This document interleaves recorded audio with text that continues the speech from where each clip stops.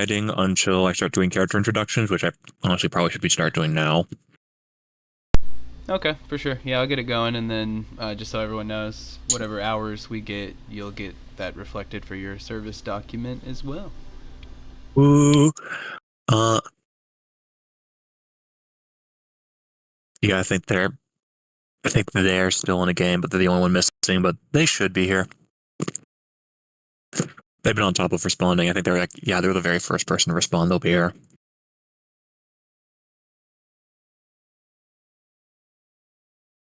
Nom nom nom. I don't know how many people you stream to, but it's your stream, so feel free to do an introduction to tell us you started it. Nah, it's okay. Sometimes I'll have a few pop in or whatever, but it's not really too big of a deal. I appreciate it though.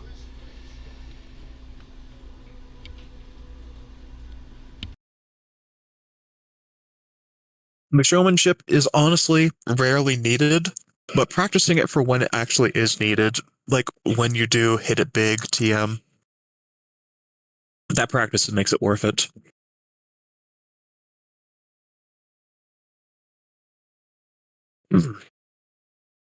Let's see. And hello and welcome. Welcome to the Adventures League Discord as today, this afternoon, this noon, depending on exactly what time of you are. The sun is probably up for people. Probably. As today, we are going to be doing 7-1 Peril at the Port, as we are going back to Chult and the port city of Nyanzaru, overrun by dinosaurs.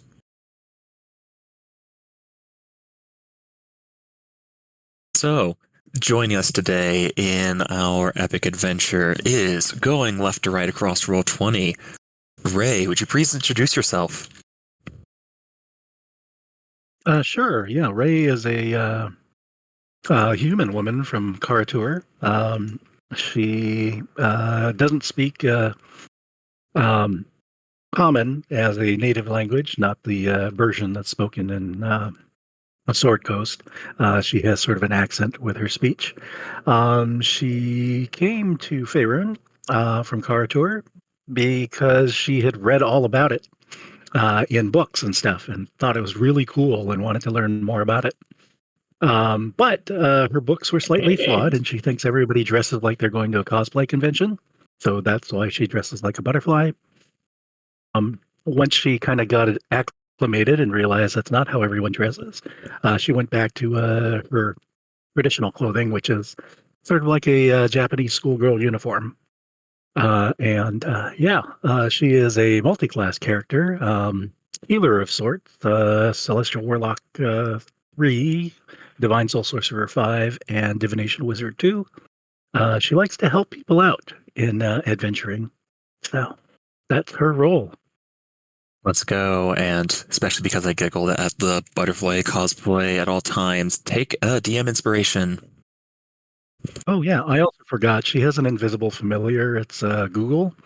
Google is a imp, a courier imp from season 9. She visited a Devil King school in the Nine Hells and attended school there, and that's where she met Google. And Google is her familiar, but Google tends to think that Ray's the familiar and Google's in charge. Google typically remains invisible and sits on Ray's shoulder. And when Ray gets confused and needs advice, she says, "Hey Google, tell me about this," or "Hey Google, what is this all?" And that gets some mental responses.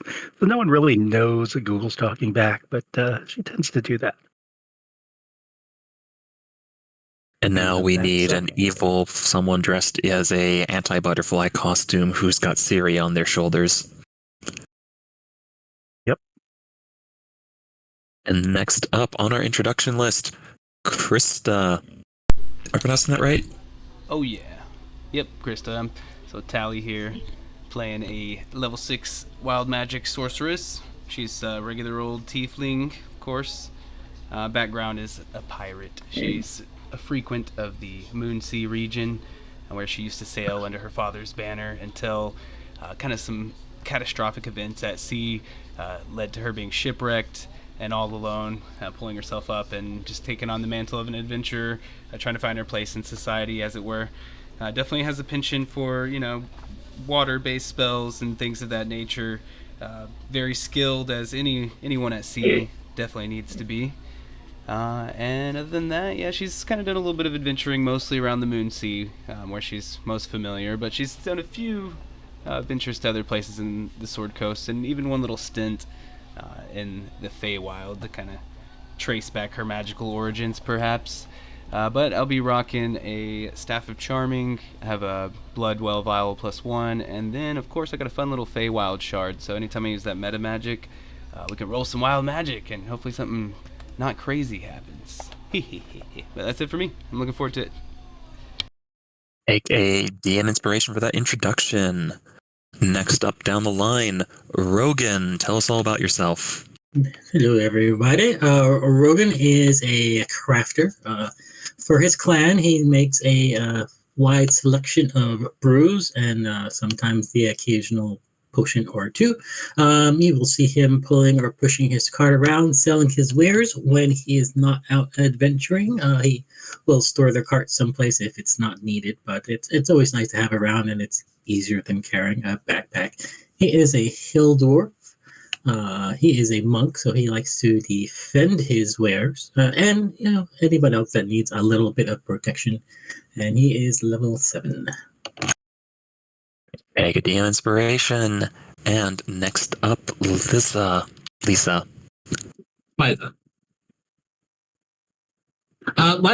Liza appears to be a human woman.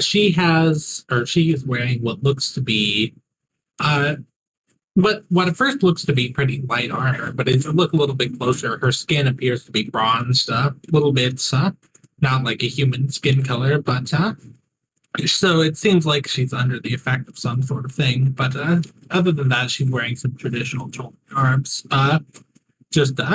This is what she wears all the time, but now that she's back in Port Nianzaro, it's not actually that out of place, as she's wearing loose flowing silks and fabrics that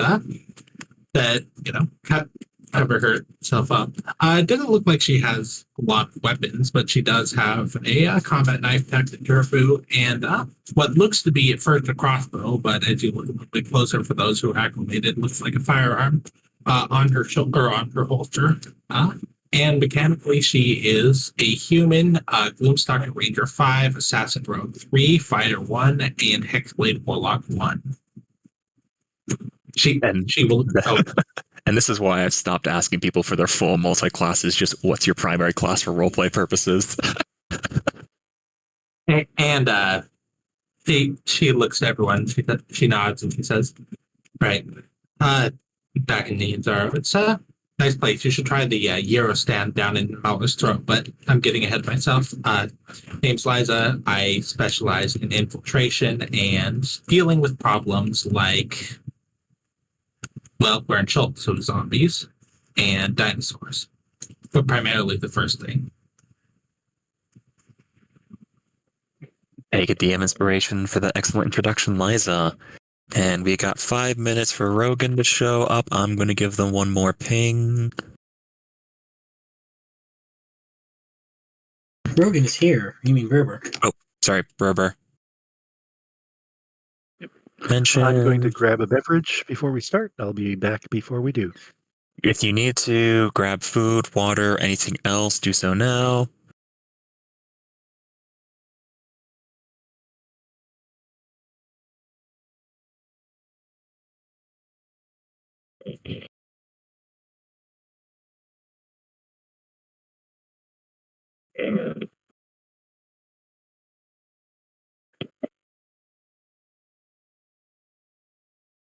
There we go. Perfect timing. Right as I was about to start pinging you, which I think I actually did successfully.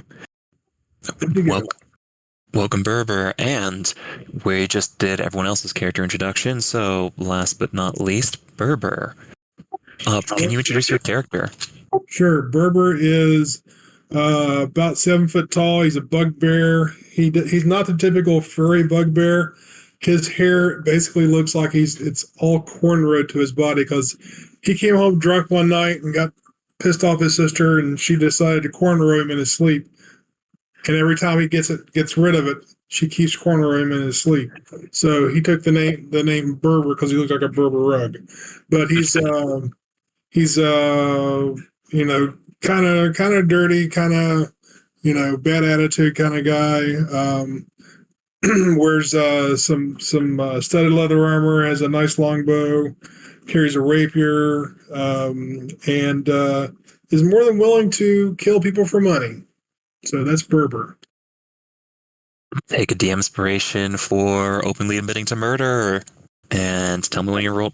Actually, I can tell when you're in roll 20. So you got 4 more minutes until they're going to drag us to the main stage. Yep, getting in now.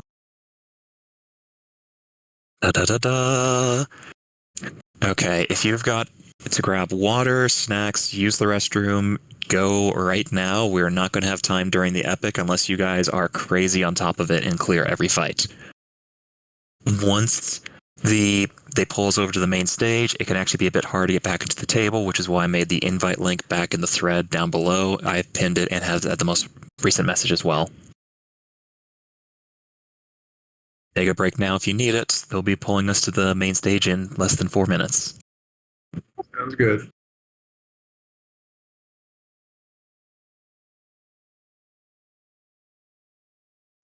Hey, Tally, how you doing, man? Hey, it's good to see you, man. Likewise.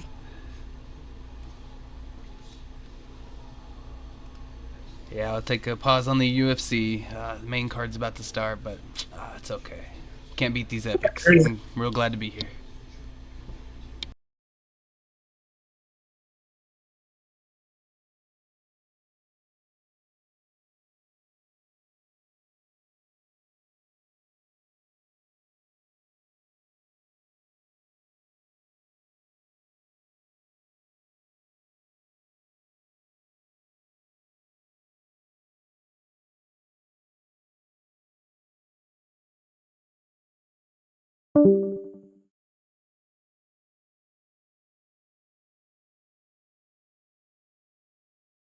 Oh.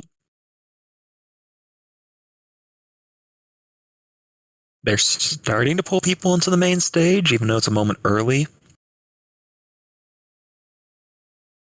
I'm just going to make a link to that to make it easy. Create invite. 7 days, no limit. Generate new link. Copy. Bring it down into the thread, main stage, and then yeah, people are heading to the main stage like a minute early. Okay. When Beth chants, Pick. It's not pick. I'm only allowed in here because I'm a mod. I shouldn't be. I'm kicking you out, Lily. No, don't. I'll leave when it actually starts.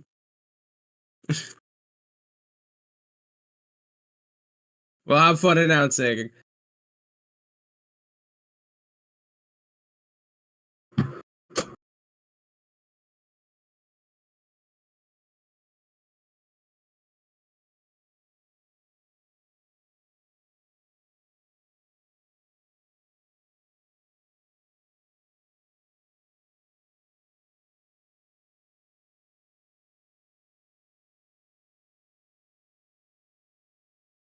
Thank you, Chris, Mr. Goose. I can't give you inspiration, but you do have my thanks. For everyone who doesn't know, there is a text chat in the stage if you want to talk to us. No, Chris, you specifically cannot have inspiration. Oh, I see the text chat now. I'm so bad at using Discord. Again, Right. I can't give out inspiration. That's not my job. Always given to Death Meg. Ooh, bribe. Are we allowed to be bribed with kind words to override DM? Do you know what's better than inspiration? No, we cannot, you reckon. The thing that's better than inspiration is buying rerolls. It's like inspiration, but you can use it after the roll. Isn't that right, Reb? This is true. Death and Ice Cream indeed. So yes, if you want inspiration, the best inspiration is buying rerolls. I believe we're at Extra Life, correct? Yes, and once we get our last couple people in here, we will start with our big official announcements. But you should start supporting now. If we reach a goal, I'm sure something will happen. Okay, it looks like we have all come in here, so let's go ahead and kick it off. So welcome to DDEF 0701, Peril at the Port, hosted here on TAL as part of our TavernCon Summer Convention in support of the Extra Life charity. I am Rebfar, one of our server admins, and for Epic Admin today, I am joined by my general and right-hand man, Death 101010. Hello. Also, we want to make sure to give a big shout out to JManX, our server owner and founder of this awesome gaming community. Everything we're doing today would not be possible without the vision he had a couple years ago. I lost my script. There we go. And following up with what Death hinted at earlier, since we are playing in support of Extra Life, we want to direct you to our donation link for the fundraiser. DMs, in your Roll20 room, you should have the handout that already has the link preloaded. If you could go ahead and show to players right now. You can purchase rerolls, which can be used for any player-made ability checks, attack rolls, and saving throws. Man, I lost my script again. Sorry, y'all. I'm so bad at reading my document today. Yes, so you can purchase those rerolls and other incentives such as D&D swag, art commissions, limited edition AL cert, seats at special games, and more. Rerolls can also be used in any game hosted during TavernCon, not just the epics, and it's never too late to snag a few rerolls. There's also no limit to how many times you can reroll as long as you have donated enough to Extra Life. We also have special TavernCon merch with artwork drawn by TAL member It Milo, and proceeds from this are also being donated to the Extra Life charity. And without further ado, let's go ahead. A little bit more further ado. So can we get our other two event staff up here so they can read their parts? Thank you. Yes. Iggy, come on up to the request to speak.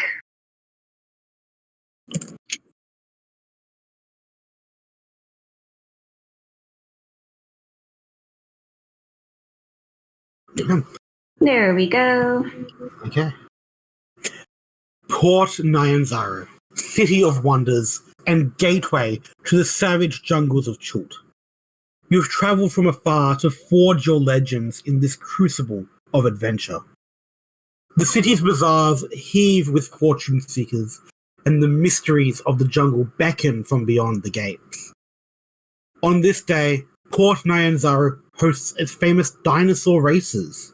Grand lizards of all sizes scramble through the streets, whipped on by daredevil riders.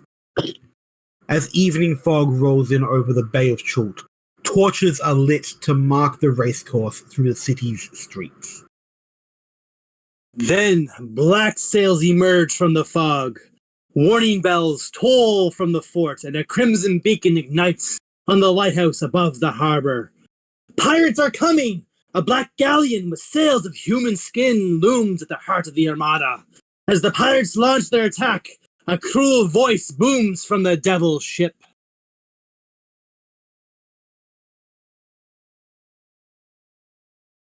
Bring me that traitor Pelican Jake, or I will tear one soul from the city for each coin he stole from me.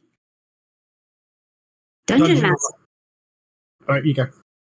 Dungeon Masters, please return to your tables with your players and begin questing on page 6 of your adventure. You have 3 hours to deal with Captain Smoke's vendetta against Pelican Jake. Good luck, you scallywags.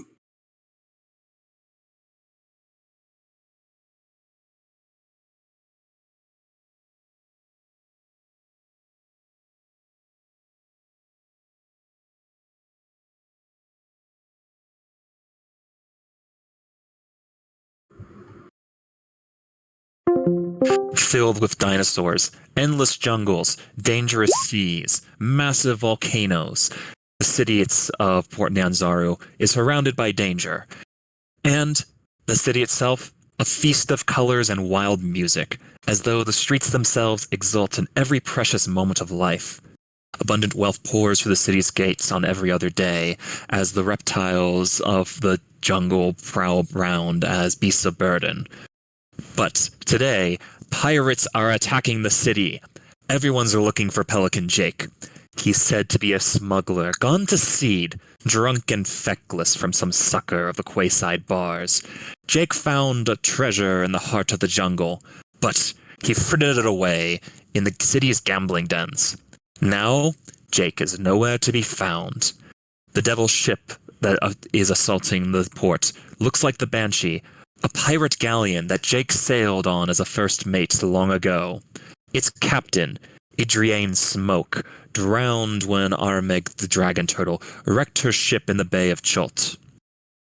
Now she's back, and the whole city looks set to suffer. Port Nyanzaru has no standing army, just a citizens' brigade paid by the 7 merchant princes. To save the city, you, our glorious adventurers, must offer your services to one or more of these merchant princes, the earned nobles of Port Nyanzaru. If you're lucky, you'll uncover a lead to Pelican Jake's whereabouts and solve the pirates' assault happening right now. As the nature of this epic, we got 3 hours, and we need to search the city, defend it, look for clues, as moving on to the new page.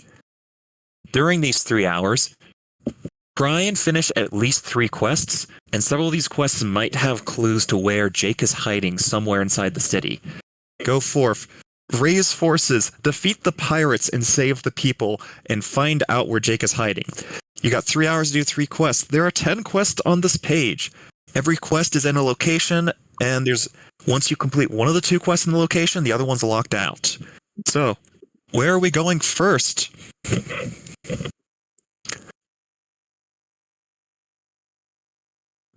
Let's unleash the dinosaurs.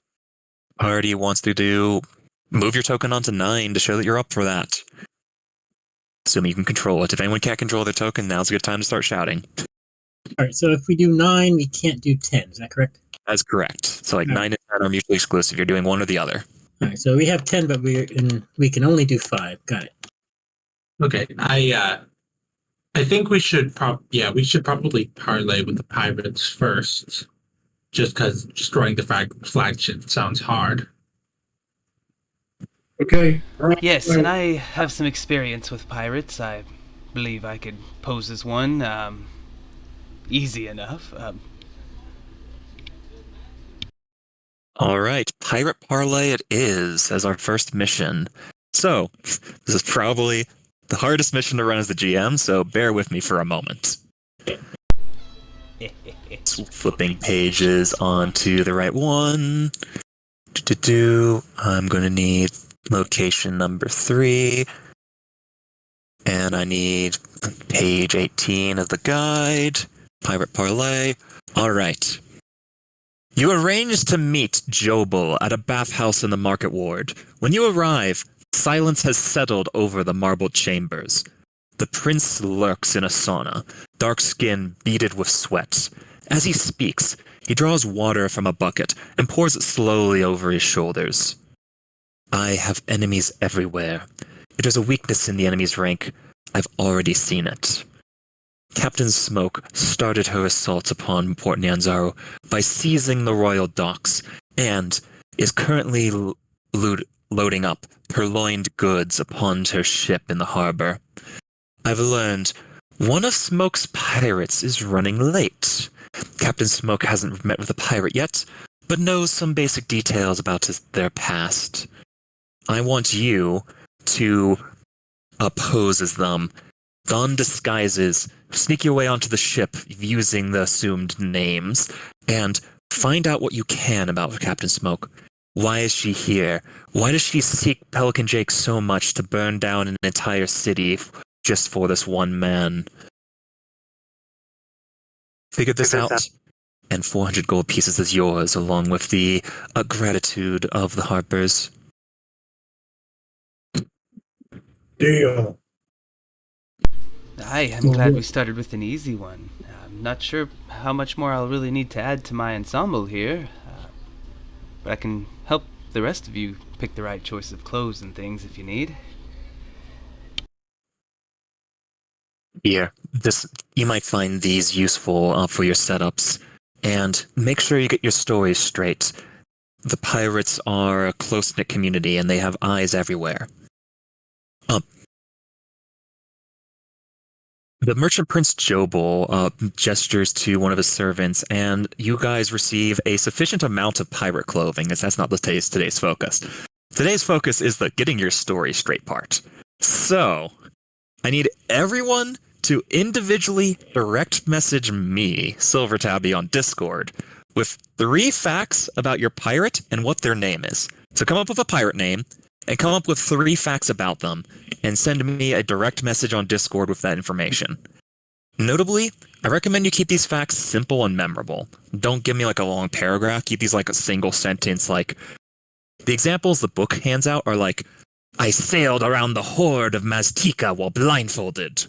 And I'm wanted in 5 kingdoms of Faerun. And the third example that the book hands out is, I'm searching for the captain who forced my dad to walk the plank. So, once I've got a direct message from all 5 of my players here today, we can move on to the next bit. You've got like 10 minutes to make this work. So like, you can take a little bit of time if you're like having some trouble being creative. So I need pirate name and 3 facts. Keep the facts simple and memorable. Could you post that what we're needing in the chat or something? Direct message me on Discord.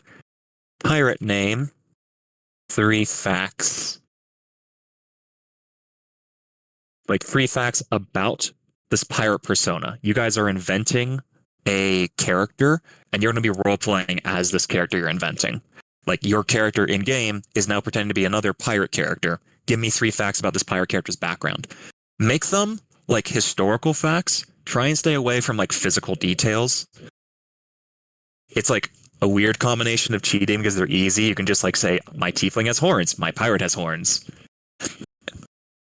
And also a bit too memorable, if that makes sense. So I'm also going to put this in the Discord thread we've got going on down. You've got 10 minutes to do it, so don't feel too rushed. And because everyone's going to be doing their own individual typing, it will be a little bit of an awkward silence for anyone watching at home.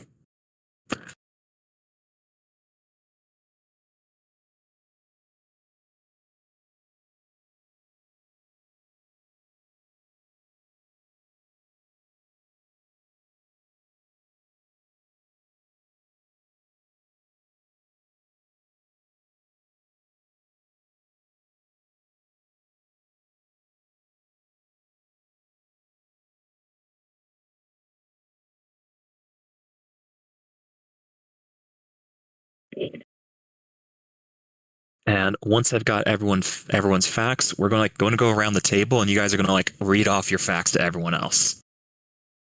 And we need 3 facts. Yeah, 3 fun facts about this pirate persona your character is inventing. You're going to be pretending to be this pirate in order to sneak onto the ship.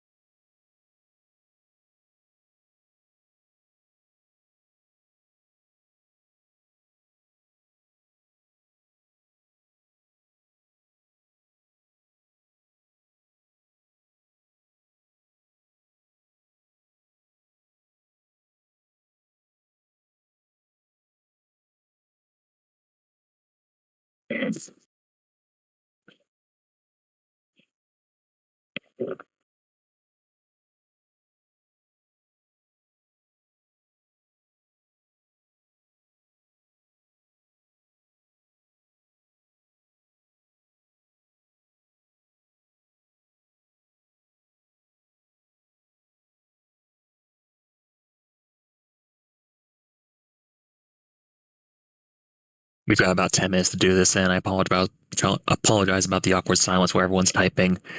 This one works a little bit better in person. This epic was designed to be like at a physical table with papers handed around. It's got like a handout that like you physically write stuff down.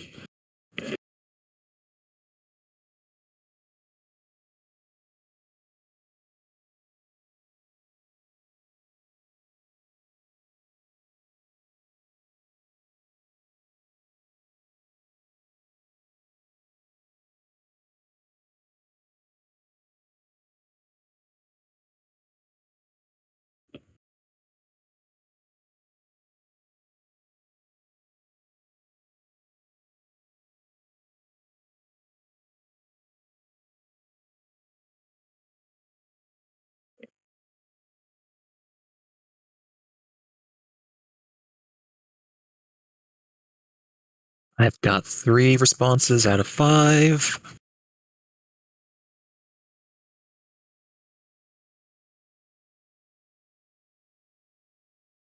I'm going to wait until everyone's facts are in to make it easier for the people still typing.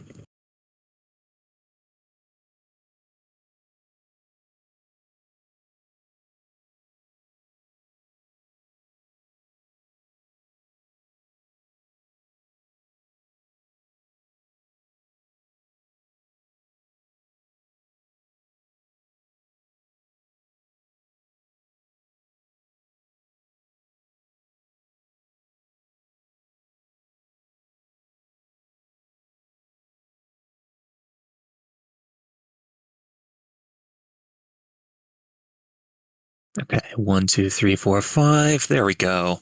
So, the Merchant Prince, after giving you all an opportunity to swap into the clothes and disguises, as all of you look sufficiently pirate-like. Good. All of you have your stories straight? I I think so. Should be. So, going left to right across the Roll20 names, so starting with Ray. Ray, tell me, who is your pirate persona? And one of the facts about them. Only do one of them at this time. We're going to go multiple rounds. Everyone gives 1 fact per round. Okay. I'm Sunny the Scallywag. Yes, I'm a pirate Sawbones. Unfortunately, I'm known for blinding more patients than healing them. But yeah, that's me. And then next up, Krista. What is your pirate's name? And give us one of the 3 facts about them. Okay, so just it seemed nailed on the head that I can actually use my pirate background and stuff. So I'm hoping to embellish my own endeavors. So you're still looking at Pirate Krista, and of course a bit of an exaggeration, but I've only been captured once, and on the seas. But I was able to charm my way to freedom and escape here to Cholt. So you might not have heard of me yet, but word's on the way. Okay, that's actually a really fun way to have the background tied directly, and you don't even need a pirate persona. You are the pirate persona. Let's go. Whoop whoop. Next up, Berber. What is your fake pirate name, and 1 fact about them? Well, my name is Tuna. That's because I was taken into custody by Admiral Jameson because I was accused of stealing a ship full of tuna, which I didn't do. Let's go. Next up, Rogan. What's your pirate name, and give me a fact about them? All right. Pirate name will be Riley. And he is a hardy pirate, and he never ever gets seasick, no matter how rough the seas. Next up, going on to Lisa. What's your pirate's name and a fun fact? I'm sure you've all heard the tales of Three Beards, the pirate that takes a beard from every captain they kill and wears it for themselves. Ooh. That's a really fun one. Next up, going back around to Ray. Give us another fun fact about Sunny. Oh yeah, Sunny. Aside from blinding more patients than healing, not on purpose, has been frequently chased out of taverns for singing really badly with no rhythm. Let's hope that this doesn't become Liar's Night, where everyone had to sing inside the entire epic. As next up, Krista. Give us another fun fact about this pirate persona, Krista. As I said, you may not have quite heard yet, but it's all true. I used to sail under the great banner of my father, where we ruled ruthlessly over the Moon Sea. May Krista rule forever. Berber. Another fun fact about Tuna.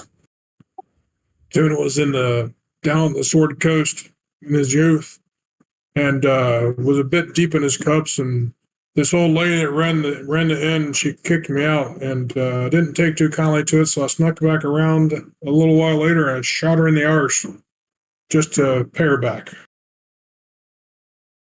I will note that the GM's arse is not very shootable. Next up, Rogan. Give us another fun fact about Riley. Let's see. Riley always seems to be drunk. Morning, noon, or night, you will see him staggering and swaying around the deck. Well, we're going to have a deck to swagger around right coming up next. Liza, give us another fun fact about Old 3. All right. You might know that Three Beards has a majestic parrot named Bertha, but what some of you might not know is that parrot is actually just a pigeon that I dumped in red paint, and he is my faithful companion. Oh, that better be very faithful if they're still sticking around after that. Next up, back of the top, Ray, give me us your third fun fact. Ray's third fun fact is she, being a medic with apparently no talent for healing, because she keeps blinding her patients, is on a quest. She's searching for the lost pirate's stick of healing, reputed to be able to help her out with that healing task.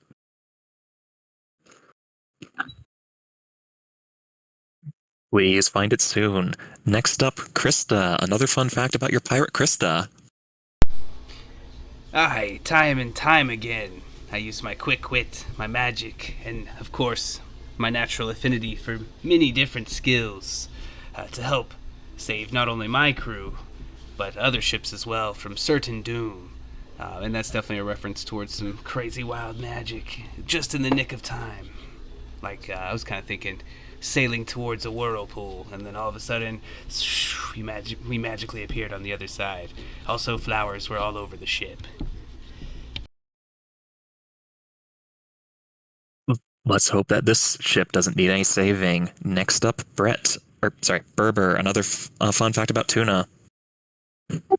Tuna was helping his pa moving things around in his shop, and he dropped an anvil on his foot and damn near it actually did take off my toe. As I was howling around, I noticed Dod's dog ran in, grabbed it, and took off with my damn toe. Next up, Rogan. Did Riley end up with the toe? Riley is searching for his lost uncle. Last seen in a tavern. But then again, he might have been drunk, so it might have been someplace else. But he's looking for his lost uncle. And is that lost uncle Old Three Beards? What's your final fact? Well, only one thing is more telling of Three Beards that his Three Beards or his parent, and that is his fun facts about orcas. He is very passionate about orcas. For instance, he ends all of his sentences with a fun orca fact, such as that orcas are the largest member of the dolphin family.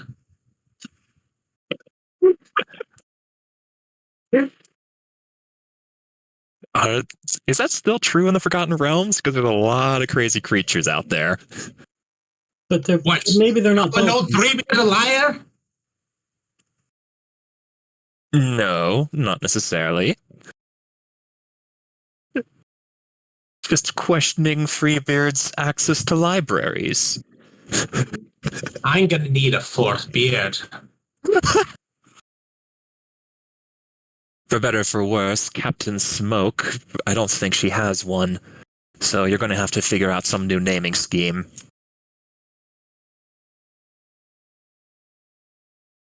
So, as the merchant prince double checks the details, a very panicked runner with a harper pin holding their cloaks together runs into the sauna room and whispers something to Jobel. The merchant prince forms a harsh scowl on his face. There seems to be a small problem. It appears the intel we got on the pirates was slightly out of order. So, you're not playing the pirate character you made up. You're playing the pirate persona made up by the person on your left in Roll20. So, Ray, you're playing Lisa's pirate. Rogan, you're playing Berber's pirate, and so on. I hope you remembered everyone else's fun facts, because the ship is happening right now. Nope. Ah, dang Good. it. Good luck. Why can't I be Three Beard?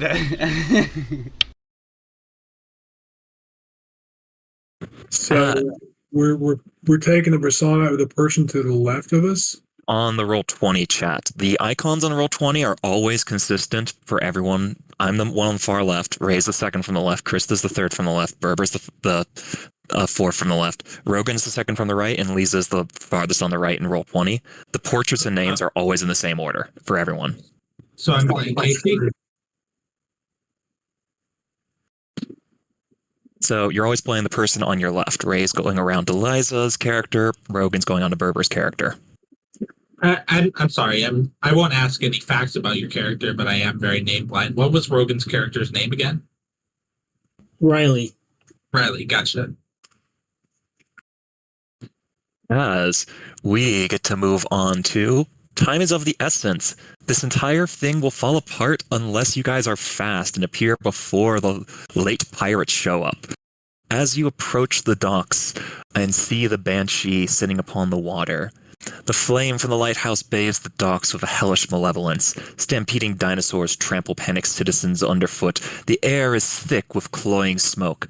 Pirates have snuck in before the militia could raise the harbor chain, and now their ships tackle lazily across the docks, bombarding the city with fire and shot. A barnacle-encrusted pirate ship is moored at the quayside. Devilish figures roll barrels of stolen goods up the gangplank onto the deck. The very deck that you need to infiltrate, you need to get inside the ship, preferably speaking to Captain Smoke directly using your disguises, and figure out why she's here and any other useful information you can pry out of her. So, how do you guys get on deck as a pirate who looks like he's covered in seaweed and barnacles and has the ears of like a massive octopus, and his fingers seem to end in like little tendrils rather than like fingertips? He's got like a long chart of every single good and barrel being rolled up onto the deck by these abyssal pirates. How do you get on deck? So, if we have like a quick moment to huddle, I would kind of sheepishly look around and be like, I was really taken by a couple of the stories in particular, so much so that I'm afraid I'm not very confident in my ability to play this role. Does anyone else feel differently, though? Do you feel very confident now, and perhaps you could take lead? I'm feeling pretty confident in Riley. Well, Tunis will say that. Why don't we just grab some barrels and carry them on? It looks like that's what everyone's doing. Confidence and competence are two different things, but Ray is pretty confident. Whether she's competent or not, I don't know. But she does have a disguise kit in her pack, so she's going to pull 3 beards from it. One's actually just a toupee, the other one's a merkin, and one is actually a beard.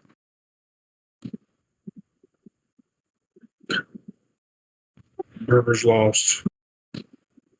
It's hard to see, but I'm like smiling wonderfully from behind the GM screen. It's terrible. It's terrible. Well, I do think those beards look pretty close. I'm willing to just grab this barrel and look like I'm, just one of the crew. Yep, that makes sense. Liza, aka Riley, will just said, "Right, I'll you guys walk on like you own the place. I'll try and get this guard out of our way." And Riley looks to this pirate. She looks at him and she says, "Hey, I know you. You're my uncle, right?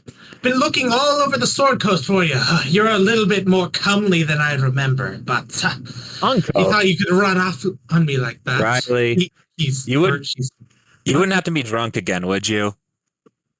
I might be a little, what's this called? Tej, as she takes out some Tej from her pack, and she will start biting into it, given that it's solid.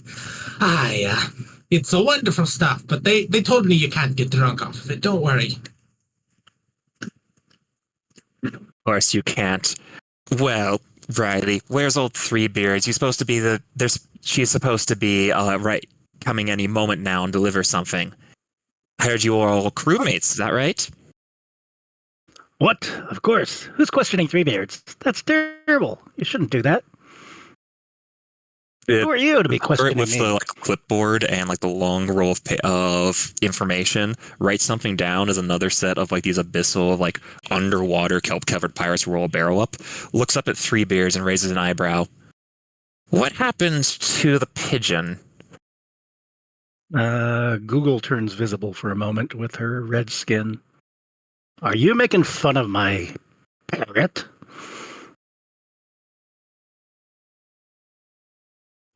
Right, parrot.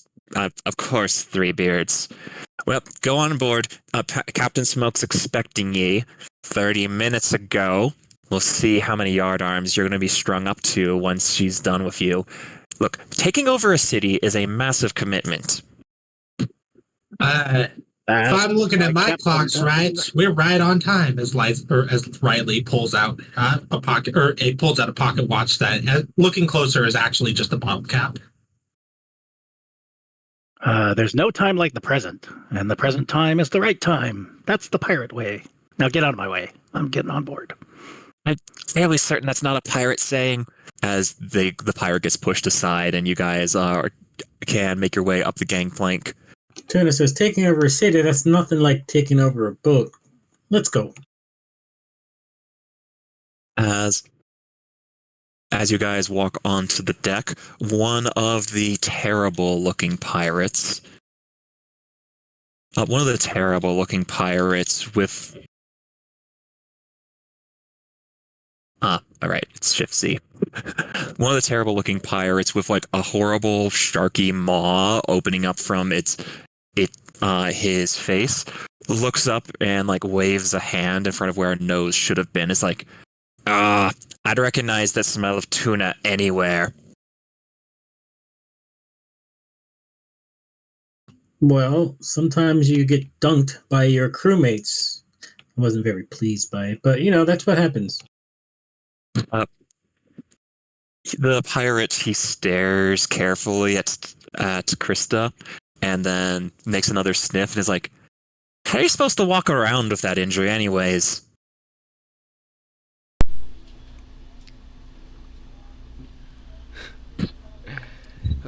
Why would I even need to walk? I stand here by the ballista. That's all I need to do. Three Beards says, fun fact about orcas. They like to eat tuna too. And in fact, they'll eat pretty much anything, including toes.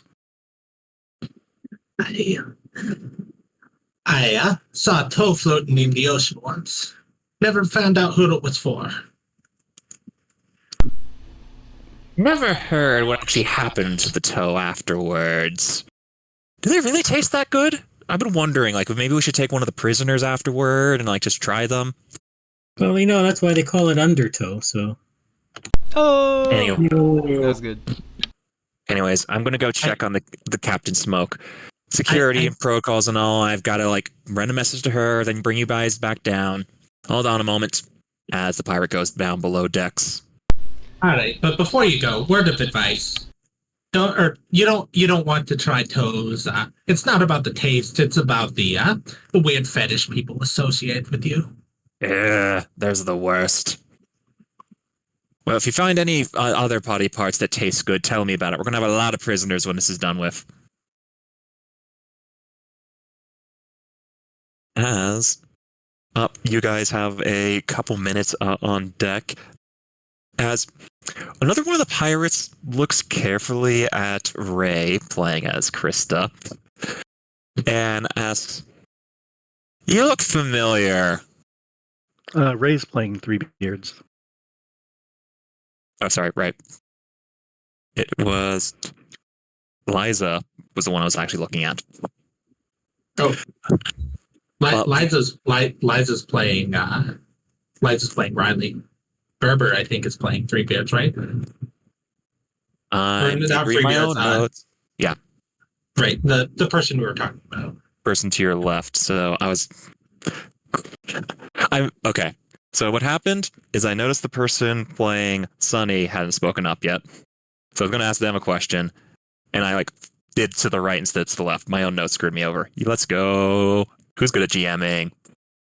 So, Hallie.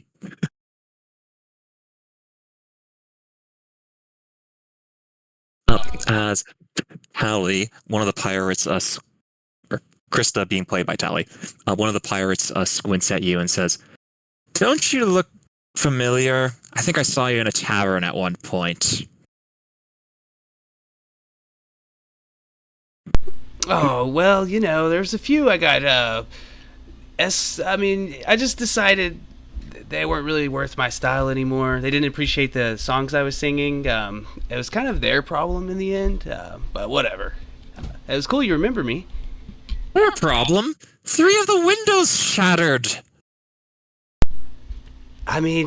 Some say having a voice that can reach, those notes is something to be proud of. At least back in Karatur, that's how we do it. Well, I was actually going to ask for some advice because that singing voice sounds like it could disable a whale. So, if you've got that Banshee's voice, you mind teaching it to people? Oh, it is an Asmodeus given gift, if you ask me, but we could probably work something out. I could go for a warlock contract. Shut it, Tom. No one's allowed to take another warlock contract until after we've rooted the city. But I want to be able to... At this point, the pirate with the horrible abyssal face walks up and is like, "The captain is ready to see you now," and makes a grand gesture leading downstairs. A short staircase opens into a crew's cabin at the vessel's stern. Hammocks made from fishing nets dangle from the ceiling. A bamboo throne squats on the deck, besides a large sea chest. Quiet sobbing comes from a rusty iron cage sitting in the corner. "Come on down already. We don't scotch all day. We've got cities to burn and pelicans to hang."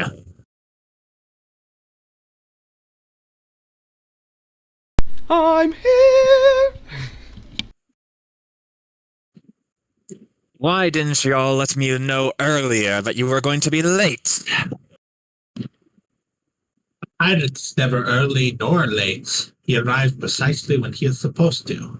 Or is that wizard's? I always forget. As Liza will break off another piece of Taj and bite into it. And The folks upstairs told me you never actually gave the password for getting onto the gangplank. You do remember it, right?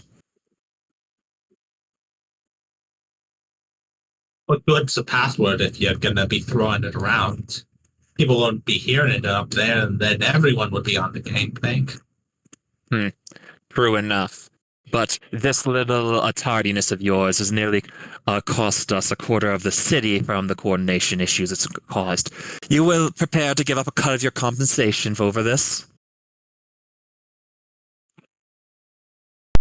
I'm pretty sure we're going to be able to get all of the city. You're kind of underestimating our abilities. But look, if we don't, then sure. But come on.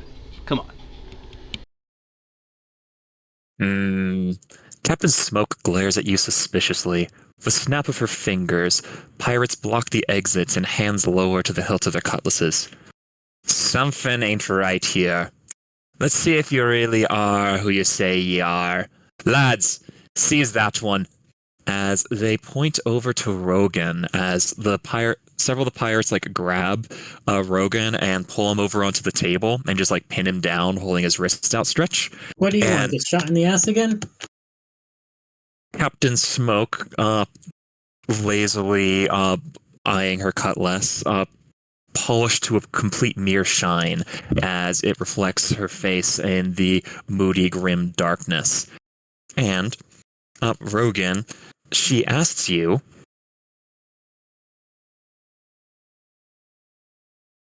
which one of your companions here is the one searching for the lost pirate stick of healing? That would be the medic. I think it was Sunny. And what? Well, she needs it, She's not very good. She keeps having these incidents with patients and eyes.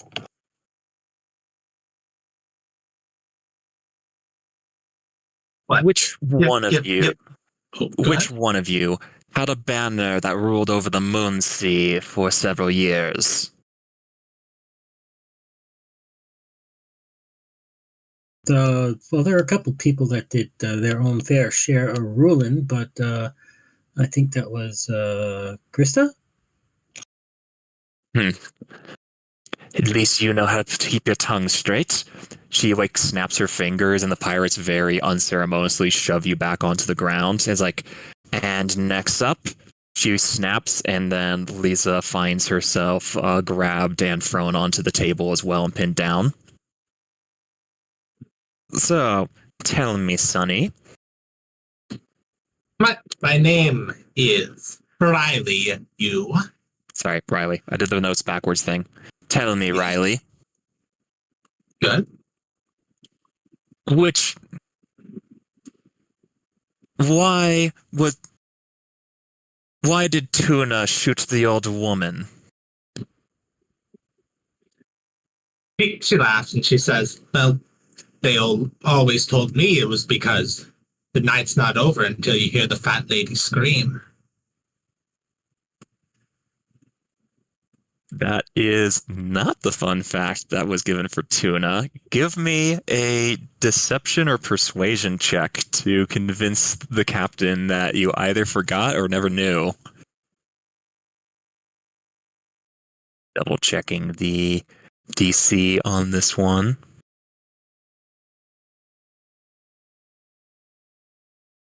Not quite it, but some screaming was involved. That's a success. You know how it is with pirates. Ask your next question. Where did... Right, sorry, wrong one. I need this one. How did Krista get captured the third time? I thought he was renowned for only getting captured once. So they were. As Lisa is led away from the table, and next up, we've got Krista is pulled over, and Krista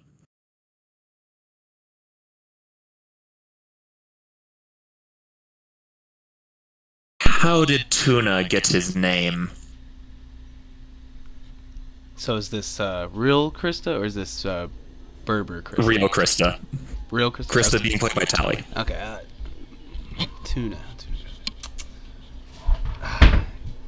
He did have some interesting tales on that one too.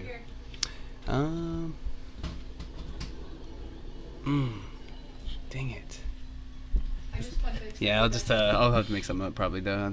I know that one was close, but yes, Tuna. He spends a lot of time in the sea and never quite washes himself. He calls those braids, but I've heard it's actually just dreads that are like the thickest nets in the sea. And then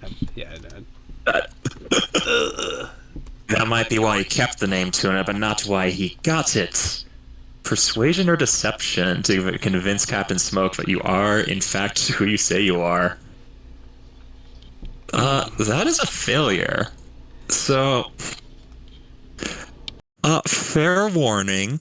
This is technically healable, but if you don't want to deal with content warning here, you may want to be spending some donate to the kids rerolls right now.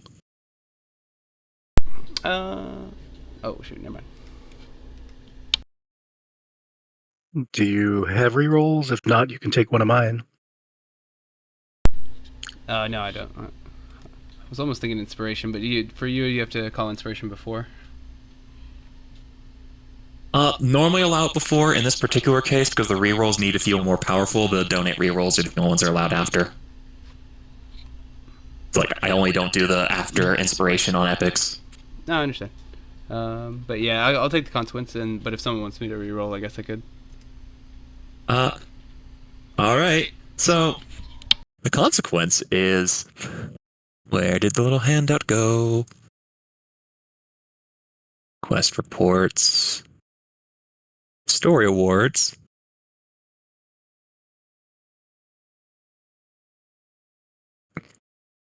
I don't think that you're the real Sonny. As Captain Smoke uses her scimitar and chops off one of your hands. You get the story award, a hook for a hand. You are now pirates. I just got Rick Grimes. I knew I was thinking this was gonna happen. I got Rick Grimes. It was the same situation. No, all right. Well, 1 out of 2, y'all. I got the first thing right. My bad. But I guess whatever. One hand's good enough. Okay. The way that you guys can continue this quest is that half of the party has to make it out without hooks for hands. So 2 successes, 1 failure. I lost track of the 2 people who haven't been put on the chopping block yet.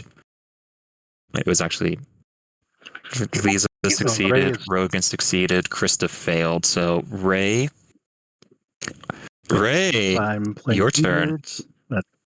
Sure. So Ray, Beards. sorry, Indeed. old 3 beards. If those even are real beards.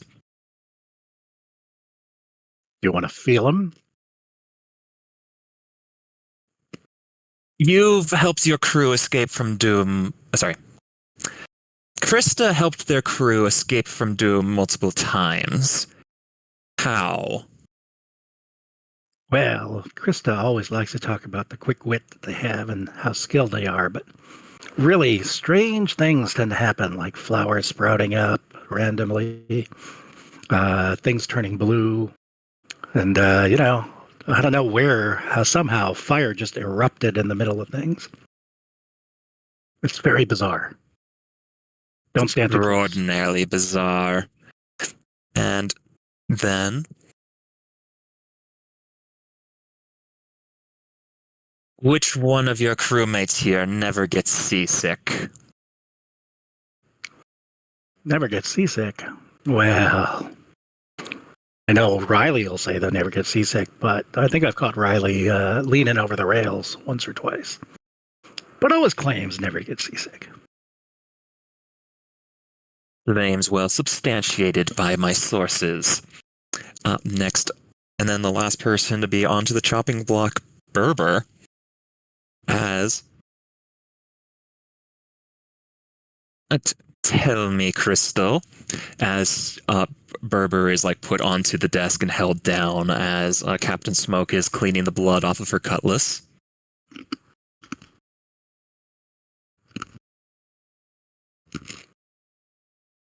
What's the secret behind old Threebeards' parrot?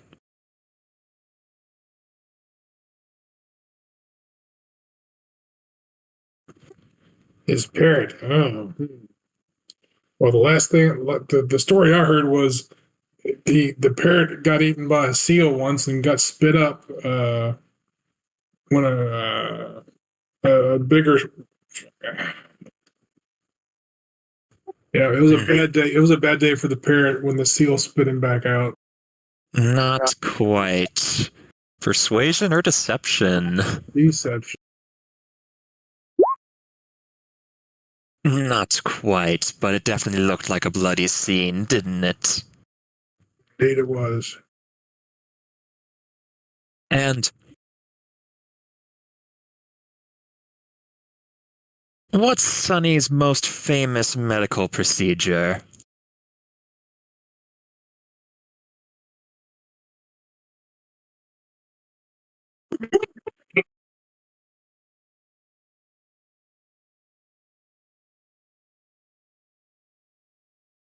Last question of the set. What is Sonny's most famous medical procedure? Crazy.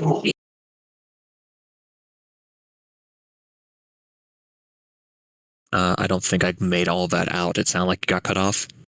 Sorry, the dogs are going crazy. Yeah, I'm just gonna go for a deception roll. Deception roll. I'm gonna re-roll it.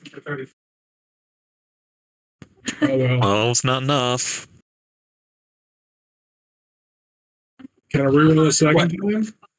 As long as the kids are getting the money donated to them, you can keep re-rolling. There, 18 makes it, as you just seem like a bit of a forgetful lout, but you get to keep your hand this time. Although, Riley, Tuna, I need you to leave the room because I can't trust you, that you're the actual pirates you say you are. 3 of you you're going to be reporting on what you found out in the city. As Wait, Riley? Tuna. Yeah, Riley and Tuna. okay. Players, Krista and Berber failed. Oh, okay. So those 2 players have to like physically leave the room in character, but you guys can stay here out of character. Well, the 3 of you were enough in order to technically make this a success, as long as you can actually pull some information out of her. Sorry about that, me shipmates. Just a wee test. Better safe than sorry, eh? As those 2 are going to have a lot more thorough interrogation. We don't have fires burning all day long. Here, she pours out some rum and sit down and relax. As the characters were given a bit to report in character, but that's not the focus of today's. As you guys pull off the short spiel you're given to solidify your disguise.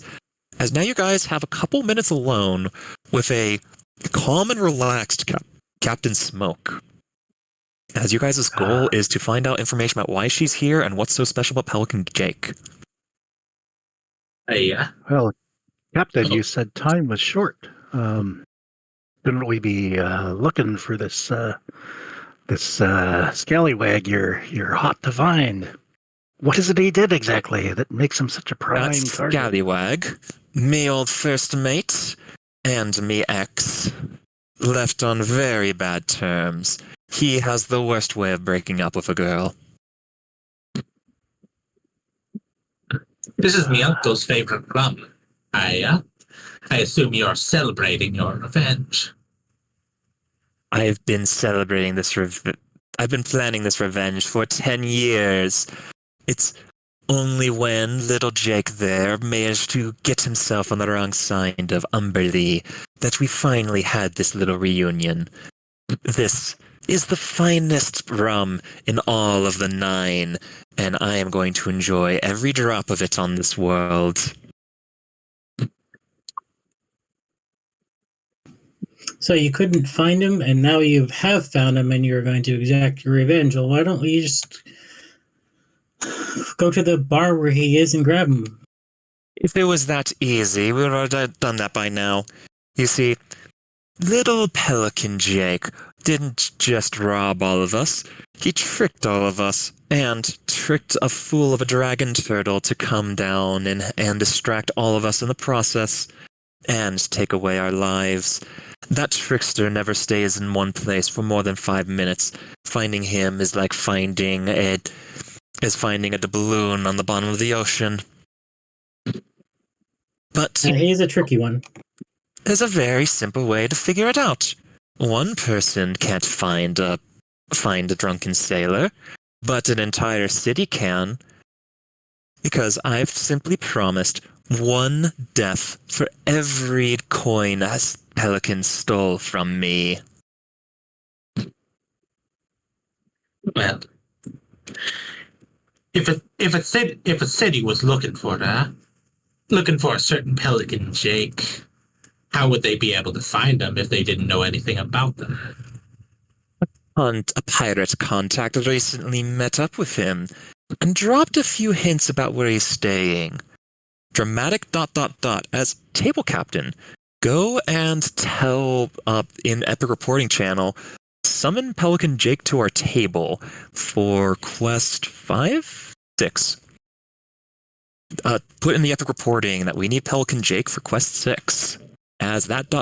is supposed to go into a flashback as soon as our wandering NPC shows up and gives us a bit to work with. Ah, yes, I remembered it like it was yesterday. But I suppose you're going to want to tell the tale again, so please. In the meantime, while we're waiting for our favorite wandering monster to show up, in the corner of the room, the sobbing that comes from a cage of iron bars, strung up from it, the man inside of it whispers and gestures over to the party and flashes the little Harper's cloak pin. Anyone go over to talk with the person stuck in the cage in Captain Smoke's living quarters? Might as well do it if nobody else does. Sure. Arr. Ray is Three Beards as a Harper, and we'll wander over to see what's going on. As you wander over to, the flashback happens as Pelican Jake interrupts your wandering. Are you there? You have stories to tell? Yes, as we just got to the spot in Quest 6 that it said to summon Pelican Jake and get a flashback. Mm-hmm. I don't have any additional details. Let's see, the group can now summon, but see interactive events. Where's the interactive events section? Interactive events, page 43.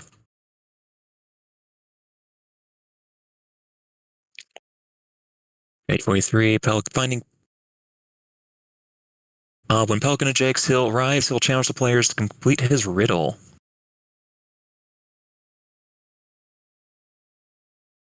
She has 6 faces, yet she wears no makeup. 21 eyes that she cannot see. What is she? What was the first line again? I didn't hear you. She has 6 faces, yet she wears no makeup. 21 eyes that she cannot see. What is she? Are we casting bones now? Sounds like a dice. Yeah, So- that's what it sounds like. She has 6 faces, yet she wears no makeup. 21 eyes, but she cannot see. What is she? A D6. D6, yeah. So I will give you one clue. I am not in Cherokee Anchorage.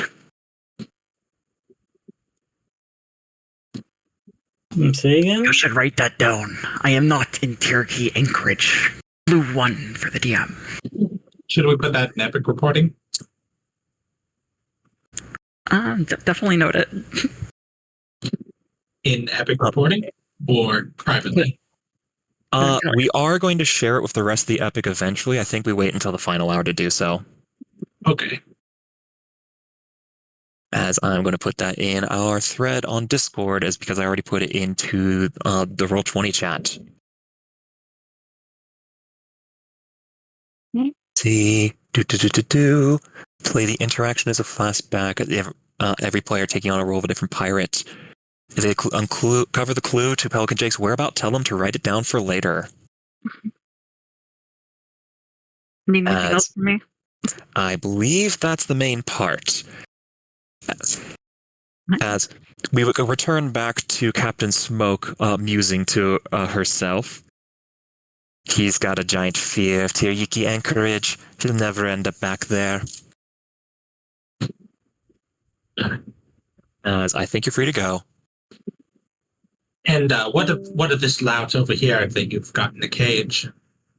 The guy in the cage whispers to you while Captain Smoke is reminiscing about old times with Pelican Jake, and also wondering and memorizing all the bits that everything she's going to do to that scallywag when she gets her hands on him. As the man in the cage says, "My name is Serge. Look, this whole cage thing, it's all an act. I can get out of here at any time. I've got like a little magical tattoo, transform, boom, I'm out of here. When I'm here, I'm actually a spy. I've been trying to listen in on her orders, but she's not been saying them out loud in the cabin. Every single order she's giving out during this raid, she whispers it to that parrot on her shoulder."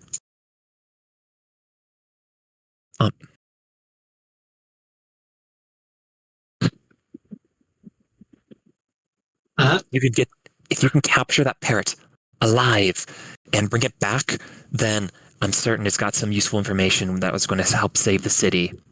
Don't worry about me. I can get out of here at any moment. Just find some way to get that parrot away from her. All right, Liza whispers to Ray, "Can I see your illustrious Bertha for a second?" My illustrious what? Your pigeon that's painted like a parrot. Oh, my pigeon. You did pay attention to Threebeard's backstory, didn't you? Yes, I do have a familiar that is currently invisible, but reveals itself when necessary. Right. But yes, Google is kind of resentful and poking at Ray, going, "What again?" and turns visible.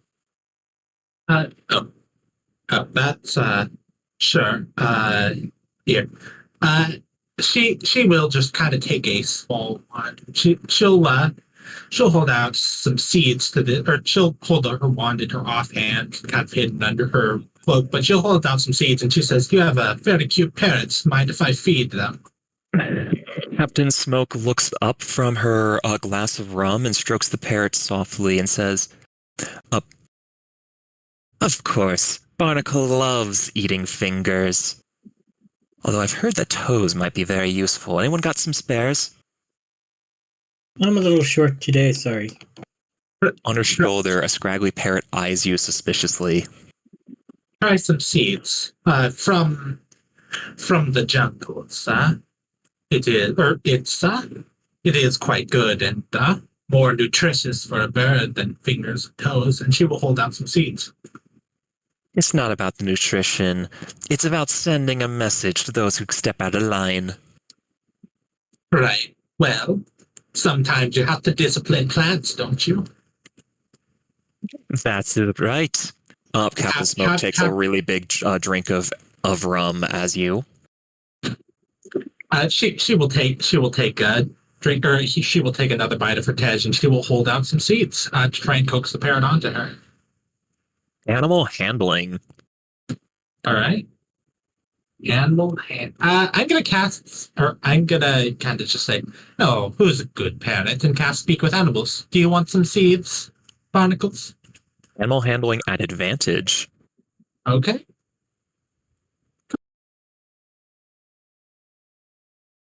$13. 13 is the DC, as Barnacles makes a happy chirping noise like, "Burn down the merchant ward, burn it all!"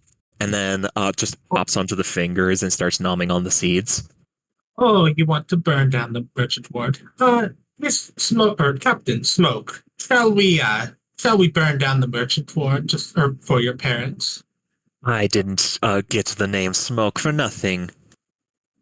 She smiles and she says, we can make sure he gets a front row seats.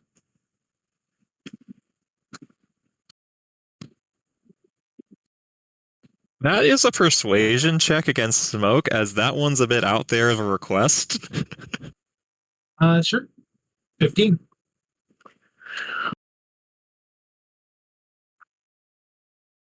Fine. I think I've given out enough orders for today.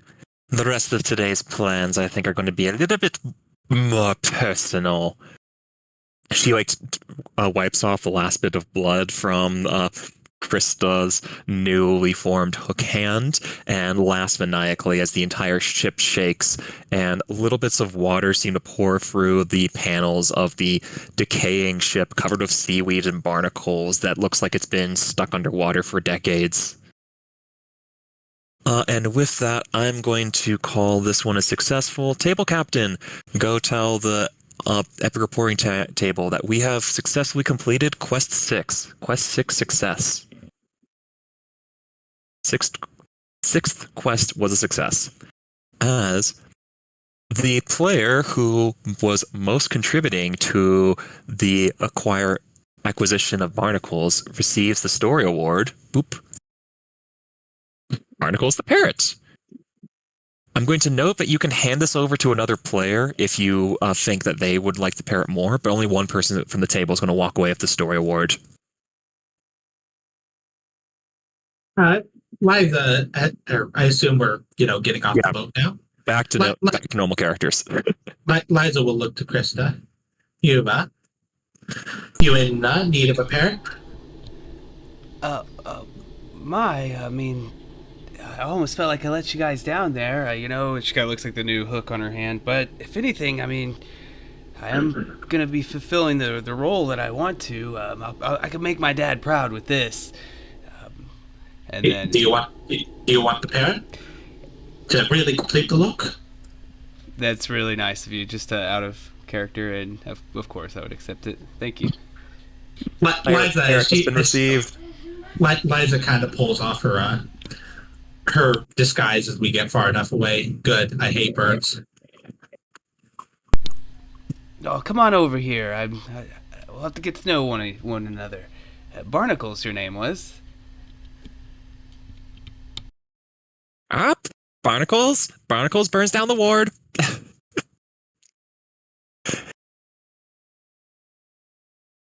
Well, thank you. That definitely. I was over here sitting here like, God dang.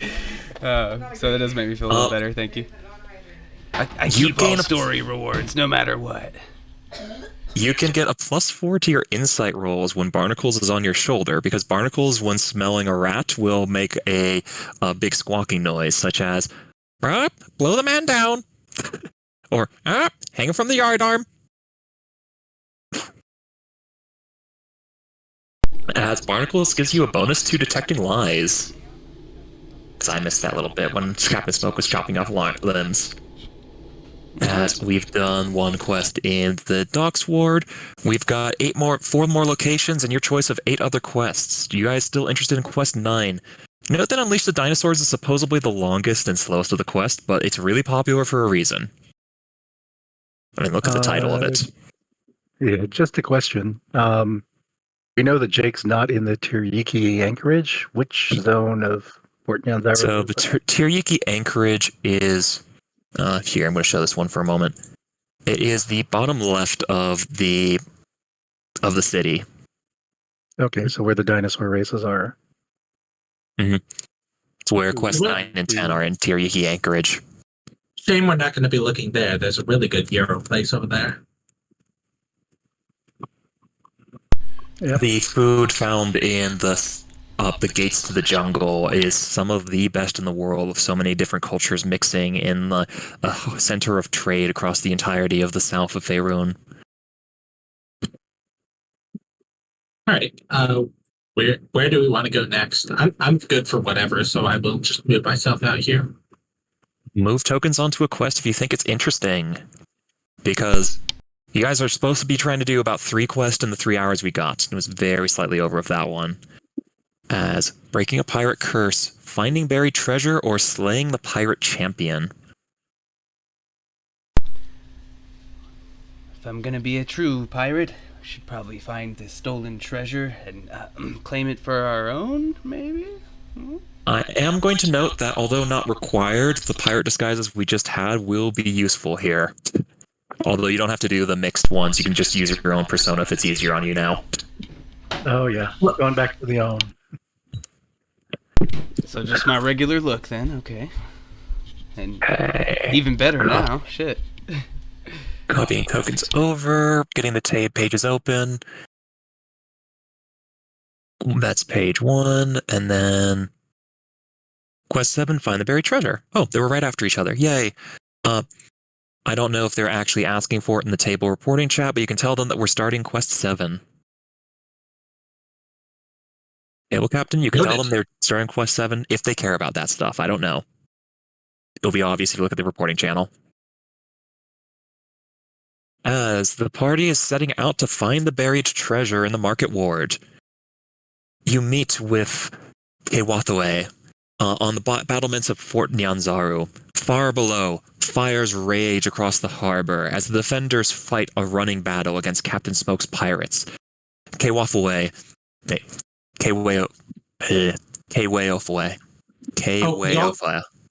all gain a level of exhaustion, sadly. Ooh. Everyone gets a level of exhaustion because the fight has not been going well. A lot of the tables are struggling right now. Notably, that first level exhaustion gives you disadvantage on skill checks, including deception and initiative. Othaway sips wine as she watches the city burning below her from atop the fortress, her brow knitted with concern. We must find a way to stop these reavers. I've got spies that have been brought in, some valuable evidence, and I need you to go retrieve it. Years ago, Pelican Jake betrayed Captain Smoke, stealing her treasure, and she cursed that treasure with her dying breath. Terrified of her wrath, Pelican Jake did not, in fact, gamble away that fortune. No, that's a different fortune later on. He buried it, a hoard, beneath the very port that we sit upon today. Several months back, apparently he gave it away to settle a gambling debt, and told the person he owed the debt to that it was hidden inside of the tavern known as the Thundering Lizard. He gave the beneficiary a scroll, a key, and a battered telescope. Items he claimed were vital tools to find his treasure, but they had no success finding that hoard and wrote it off as another betrayal from the notoriously fickle Pelican Jake. Okay, but I recently was able to get my hands on these vital items that Jake claimed, and here they are. You're given a scroll, a key, and a battered telescope. Find the treasure hoard, and hopefully we can use it to stall the pirate attack in some way. I hope that the dying breath of Captain Smoke cursing that treasure might somehow give a connection between them. Perhaps we can use the treasure to lure them away, or perhaps they'll know the treasure was unburied and they'll come running towards it. But be aware, pirates are in the vicinity. I recommend find your way to create a diversion so that you can sneak inside the tavern. As handout 4. Jake's scroll. Show to everyone.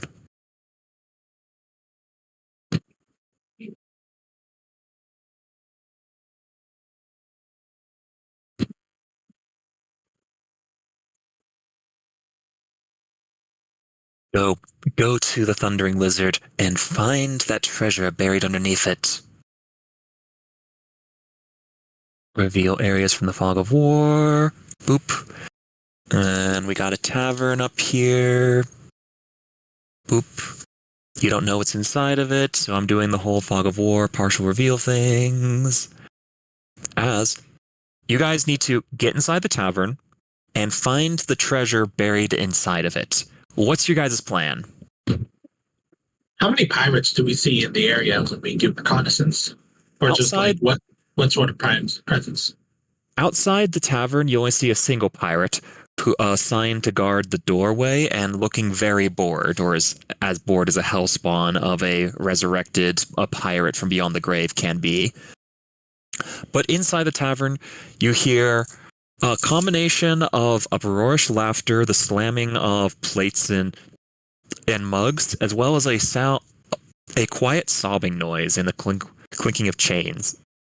You can make a perception check to try and figure out how many pirates are inside the tavern itself, or if you've got some other tactic, such as like asking around or somehow convincing the pirate at the door to tell you, you might be able to find out in other methods. Takes a look at the roll. Perception 29. All right, okay. Reveal areas, just yes, and then go to the GM layer, show all these tokens. You guys even get to see the labels of the rooms because you can just see into the beyond and know that the interior of the tavern is 4A. Google can also fly around and look through the windows invisibly. In addition to the 7 pirates in the main area who have gathered a group of captives around a center table and are forcing them to play dice games for their life, there's also another pair of pirates hiding in the kitchen below, which leads down to some sort of larder cellar, and a massive minotaur of a pirate captain watching over the entire event and looking satisfied as his pair of blood-covered velociraptor pets seem to be snacking on a pile of bones that look very gruesomely fresh.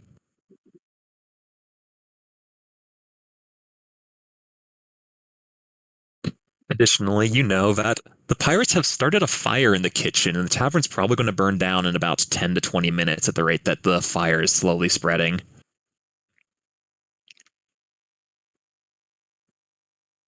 So, what's your guys' plan? Your goal is not necessarily to fight the pirates, although that's a totally legal option, but to find the treasure buried in the tavern. Or what's left of it if you let it burn down. So I would like quickly, try to mutter to my group here, not loud enough for anybody else to hear, but something along the lines of, "Hey, I can do a wall of water if I need to put that fire out at any time. Just let me know. That's my cue to do it." Good idea. Well, shall we go in and schmooze, or shall we go in guns blazing? Well, looks like there's other entry points to the building. We might be able to get in other ways. Your excellent 29 perception roll and reconnaissance tells you that there is in fact a back door to the kitchen. There's a small back plaza with a bunch of barrels of supplies with a locked gate guarding it that leads to another locked door opening into the kitchen.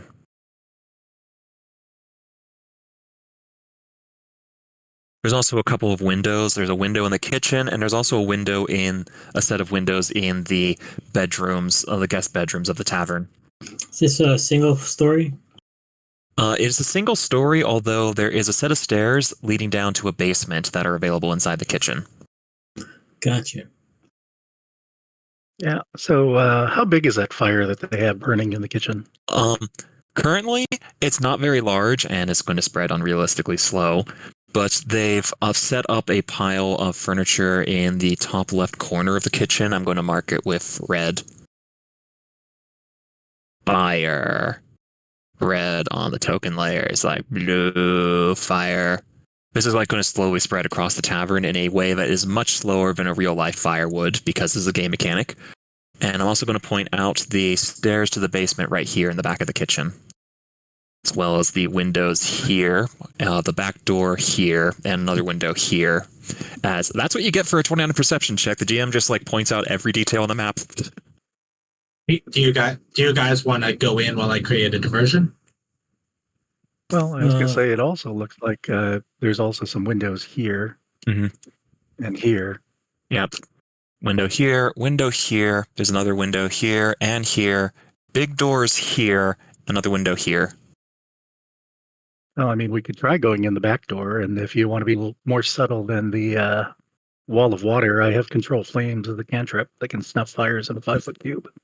That sounds good, and I think we should go through the kitchen also if there's only 2 guys there. If we're trying to make it down below, I know if we do end up wanting to do the water wall, we could run in and I could cast it to block them off and extinguish the fire maybe, and then that would give us a couple seconds to dive below before they know what's going on maybe. Can you guys find it while I try and get these guys free? That should hopefully, get their attention. But if you want me on point with you guys, I can do that. I don't know that we need to necessarily start a battle or any confrontation. No, I'm not going to start a battle. There are captives who, every time they lose a game of dice, are being fed alive to the Velociraptor pets. Yep. Hi, we've all got problems, don't we? And ours was to find a treasure, I believe. But we could save him if you guys want to. You guys find the treasure. I'll make some entertainment and hopefully save their lives while I'm at it. How does that sound? Just to get their attention away, or unless you want me on, you guys, which I can do just fine. Well, I have a couple ways I could just disrupt a group of enemies at once if needed. I'll just keep an ear out for some ruckus.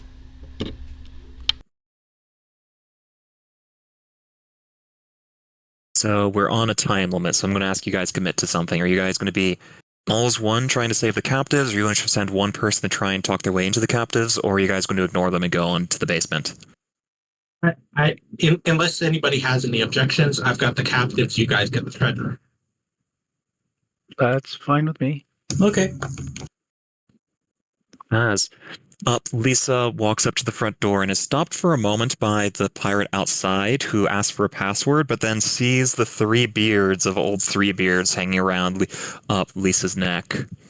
It's like, old 3 beards, feel free to go inside, sir. She nods and she would just say, as she gets up in his face.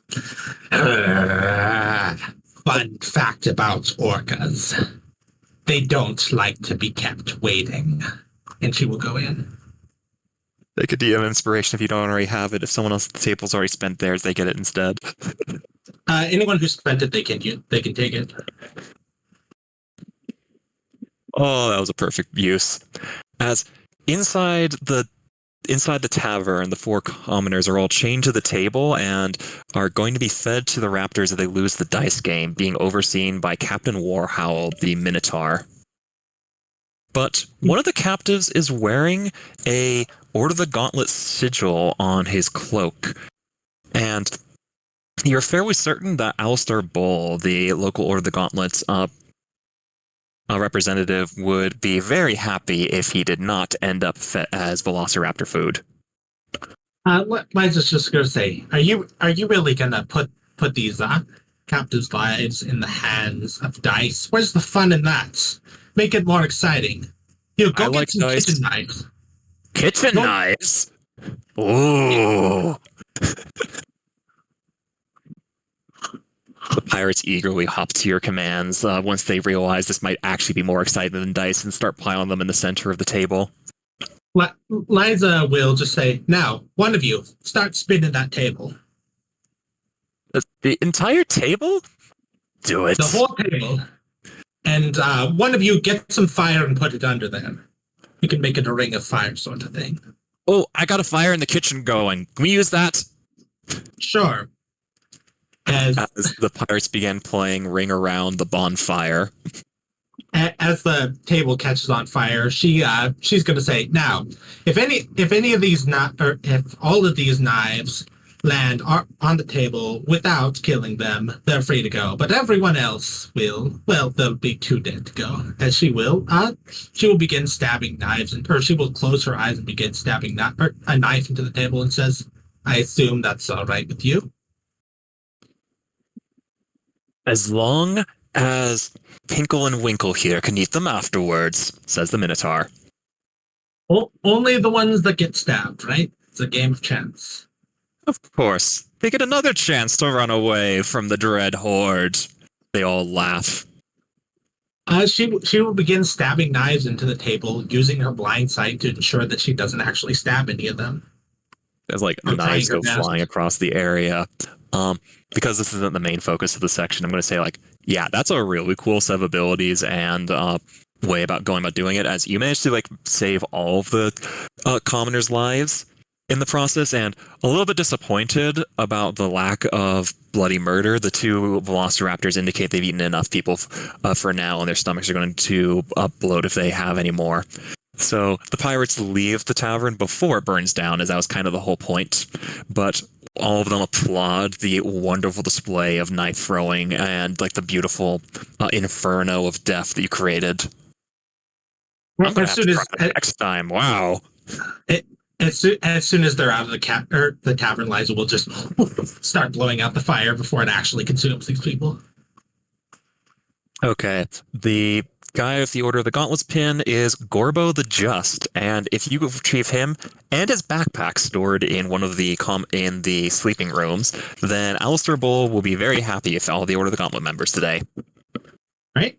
Yep. And the backpack would have been hard if you had used basically any less dramatic means and they stayed around. Yeah. Sorry, not trying to take the spotlight away from other people. Should we go to the other group? And now on to the rest of the party, as Liza's distraction, having the pirates run to and fro the kitchen, grabbing knives and like this massive torch as they like chanting sea shanties, bringing it over, actually makes it pretty easy to sneak in the back door. As long as you can get over the fact that that little plaza in the back has stuff in it, so the gates are locked, and the back door also has access to the tavern, so that one's also locked. How do you guys deal with a locked door? Berber can pick it. Let's see those thieves' tools checks.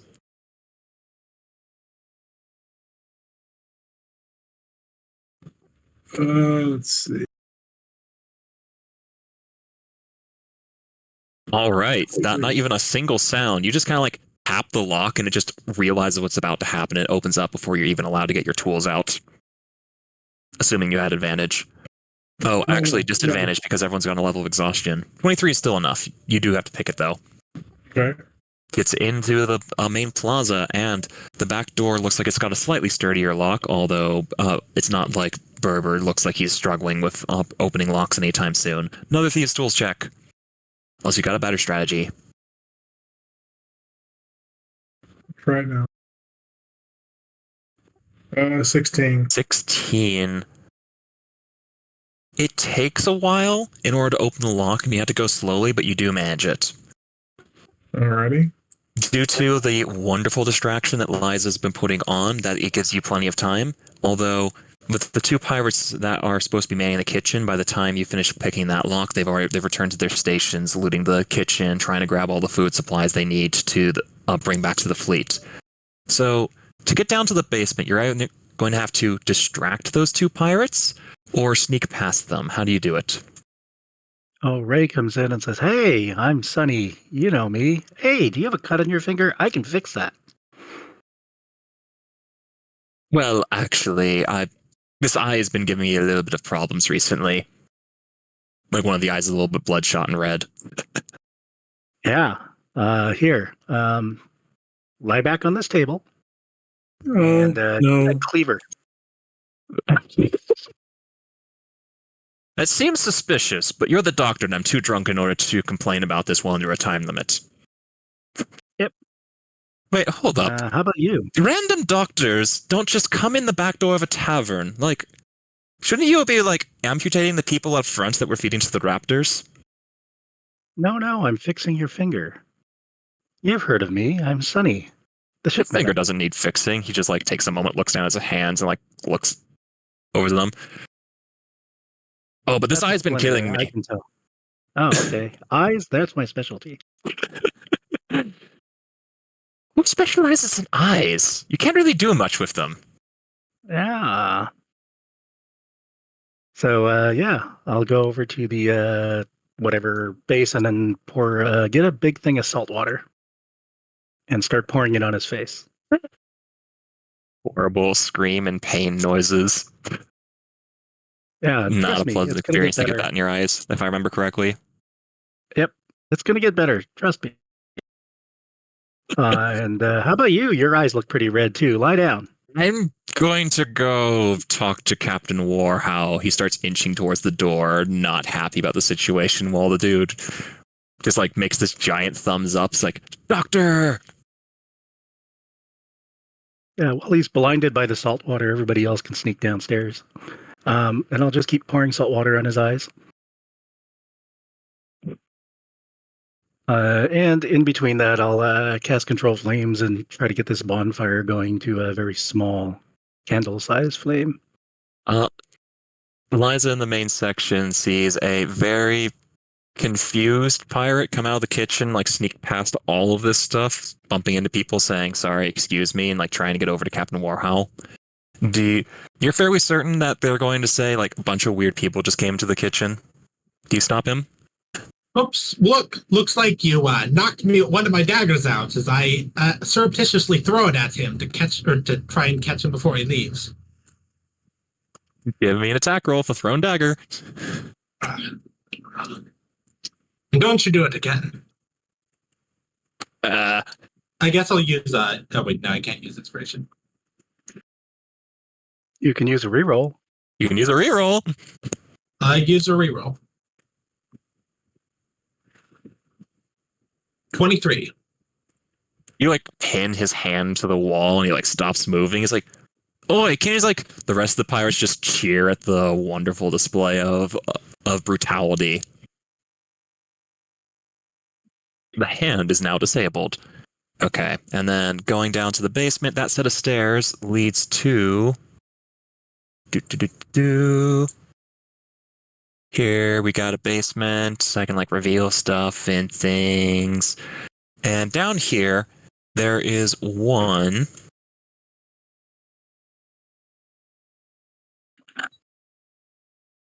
very drunk pirate leaning up against a couple of barrels as he's just kind of like leaning against the barrel, turning his head upside down. He's just got his hand on one of the taps and is just unloading the barrel straight into his mouth. And the entire area smells like really strong alcohol down here at the bottom of the map. 4 stout pillars support the cellar ceiling here. Numbered kegs of ale and wine rest in arches in the wall, lit by a single flickering torch upon the wall. Steps ascend to the kitchen stairs above as you come down those stairs. So it looks like Berber, Rogan, and Crystal are the only ones coming down because I think Ray and Liza are busy distracting. I think so. So the pirate who's like slumped up against the barrels, like drinking straight from the spout, says like, I don't recognize any of yous. Well, Did you? Well, the 6 of us are here to help. I don't count 6. I count 12. You'll be fine. Well, as you can see, there's no one more believable as a pirate than I. And have you been drinking on duty? Haven't you? Well, actually, I have, and I thought, I'd bring down one of our newest recruits here, Rogan. He's actually quite a brewmaster, and, he's probably got something you might want to try out. Don't you, Rogan? Look, Rogan. The pirate puts an arm over Rogan's shoulders. This is the best part about piracy. We get to take anything we want. We don't have to have any bits of society stopping us. We get to get drunk all day long. It's the most free you'll ever be in any profession. I think you just chose the right crew on the right day to join up. Did we have a sip of this? We'll bring a little potion of one of his homebrews. Doesn't do anything, but What are you doing? I'm offering a sample of one of my brews. Sample! Here, cheers to all! Cheers. And what is it? Oh, it's just one of his brews. Nothing special about it. He just like knocks back another one of it and says, Krista will throw one down as we're all in camaraderie at the moment. Ah, yes, the finest of IPAs. "The freedom of the seas brought to you by the bounty of the cellar. Drinks for everyone!" He just starts randomly pouring taps onto the ground. Kind of expecting you guys to just flop onto the ground and drink it yourselves. Yes, this guy is going to make it very hard to solve the puzzle down here, as long as he's distracting you. How do you guys want to deal with him? Oh, you know what? Actually, I got this. Shoot, this would be a great chance for me to use this, as long as, of course, nobody else minds there. Rogan, I could definitely try to use my staff at charming on him. Sure. Ooh. Alright, cool. Just to go ahead and stop him from making a mess and kind of chilling out for a moment, I'll expend one of my 10 charges, do a charm person. So it looks like fails. Okay, nice. And so, yeah, I'll be nice about it, really. I kind of hold up my staff. It has kind of like a eagle-headed tip on it. And I'll just say, hey, come on over here, calm down. We don't need those. Have a seat and just sit a minute and sip on Rogan's sweet, delicious brew. And then, kind of leave it at that, hopefully. With that charm lasting an hour, as long as you guys solve the puzzle within an hour, he's no longer a threat to the party situation, as there is a cellar, 4 pillars in the cellar, a bunch of kegs of various different spirits across the way, lit by a single flickering torch upon a wall. All right, we've got a map. A scroll and a telescope. You guys have a scroll, a key, and a battered telescope.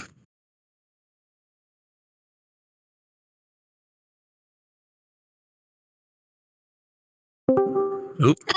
In addition to the battered telescope, we also have... It is I, the notorious Captain Smoke, here to ruin your day. And that wonderful voice is the reason why I'm not the wandering NPC. Greetings, pitiful adventurers. Hello, Chris. Are you here to see the flaming knife garage? The flaming knife? What? We've Knife got a points bunch down of to a commoners table. strapped up to a table that's on fire and we're throwing knives at them. You want to join us? A little bit, yeah. Why don't one of you stream what's going on for me? It doesn't mechanically do anything. I just like seeing things. Let's Is see. Kelly streaming? That's a Twitch stream. You're looking for a Discord stream. Okay. Share your screen. This one? But yes, my laughter is so Go infectious and terrifying. I need everyone to make me a charisma saving throw, please. Additionally, Silver, can you please press the Voice of the Kraken button? Sorry, what was that? Voice of the Kraken token action. Voice of the Kraken token action. Boop, boop, boop. Just so everyone knows what's going on. Oh, that's double nat ones happening on that charisma save. So, it's written, if you fail this, you're frightened and incapacitated. We're just going to say you're just frightened. We're not going to worry about that whole you don't get to do anything section, because that's not fun. And we like you having fun. Now, who has been giving you the most pain today? Silver Tabby. You can also just nominate Chris. Well, it actually was going to be Chris, who was the one who came up with the flaming table act. Excellent. Chris, I'm just going to walk up to you and slap your character in the face. Can you please press a Thunderous Touch for me? Thunderous Touch. Boop. 15 to hit? If that doesn't hit, do it again. Wait, no, don't do it again. That's not fair. I'll take the crit though. I'm not allowed to reroll. I wish. I tried to slap you, but looking at your AC, you kind of just like tell me to get over myself, and I get really sad. I assume you're going in to give the table a spin, and I duck out of the way so you can give it a slap. Yeah, absolutely. So the table is going to take 34 thunder damage. The table, like, shards of wood go flying in every direction, and because it's on fire, the wood embeds itself in the various tavern walls, and the pirates celebrate at the carnage. And while this is happening, and I'm monologuing, you can all take an action against me. We're going to start with Alchemy. What would you like to do? Anything is on the table. Yeah, you get a full combat action to attack our wandering monster. And unlike normal wandering monsters, like hold person-y type things, they work. They do stuff. Do whatever that's fun. Yeah, not even in the room. But let's see, what can I do? I'm just so big and so massive, you can see me from literally a mile away. Gotcha. Took one step into the tavern and her feet are in the cellar that you guys are in. Exactly. Sure. Why not? Not very effective, but we'll fling a couple Eldritch Blasts your way, I guess. Yeah, give me those rolls. 25, 24 to hit. As these Eldritch Blasts come flying along, I, Captain Smoke, nimbly dodge right into them. Please roll damage. Damage. 3 and 7 for a total of 10. Lovely. Is there anything else in your turn? It's about it. Then we're going to move on to Brett. Okay, I'll shoot you with a bow.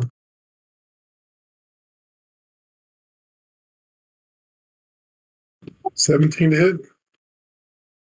Yeah, again, I see this arrow coming at me, and that looks really delicious, so I'm going to catch it with my mouth, taking, 47 damage? You get all that sneak attack? Well, I guess surprise attacks is my bugbear also. Yeah, I'll take it, whatever. 47. I am Captain Smoke. I'm immortal.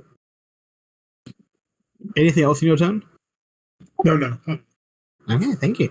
Mission Tally, hello. Hey!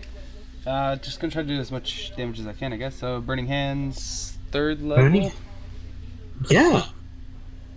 So you Dex come save. up, you're trying to give me a hug with these burning hands, and I'm Captain Smoke. I love hugs, so I'm going to really embrace this hug with you. Okay, great.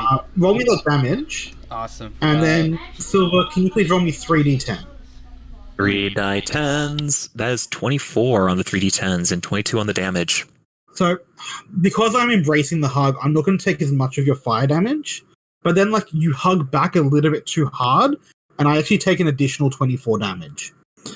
So that averages up to 11 plus 24, 35. Oh, yeah. I caught you with my rusty hook on the way in on that hug and must have jabbed you in the eye. I'm sorry about that. Guess it ends up being useful after all. Happens. But you gave me a hug, and I appreciate it. Is that everything for your turn? Yep, that's it. Tom, hello. Hello.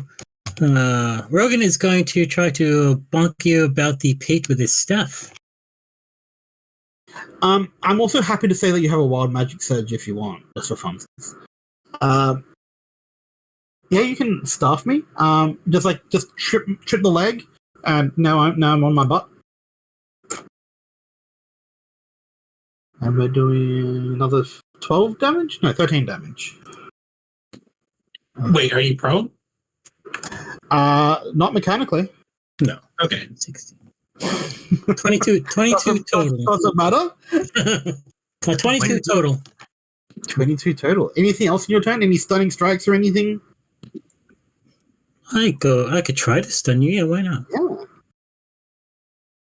Yeah. 17. How many stunning strikes would you like to try? I'll try 2. Why not? 2. Can you roll me 2d10, please? Make sure you expend that key.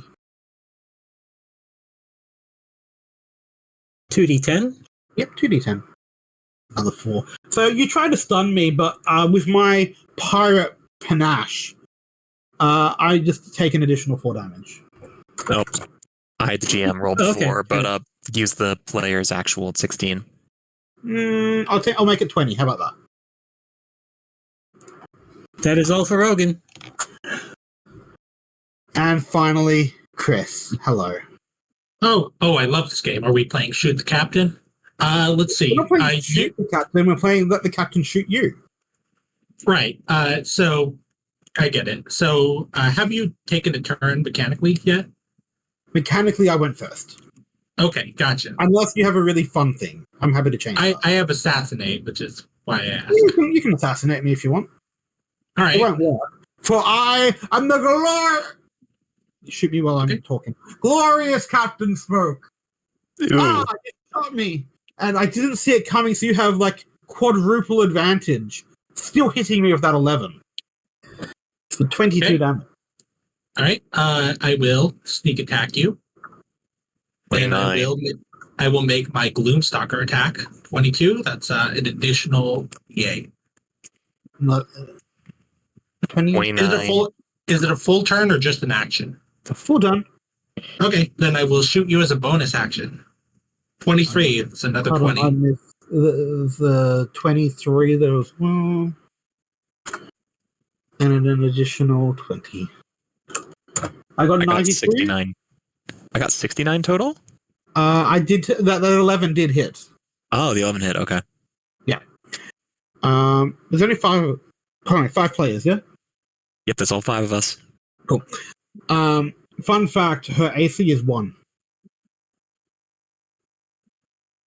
Well, that's very fun. It's like, seriously, just like, please hit me. It's literally, she doesn't have a stat block. Well, you have entertained me, and as such, I have a present for you. Who would like my present? Sure. Is it violent? Crystal taking It is them, violent. taking them all so far. Cool. Here you go. She gives you a small parcel. It is wrapped in paper and ticking.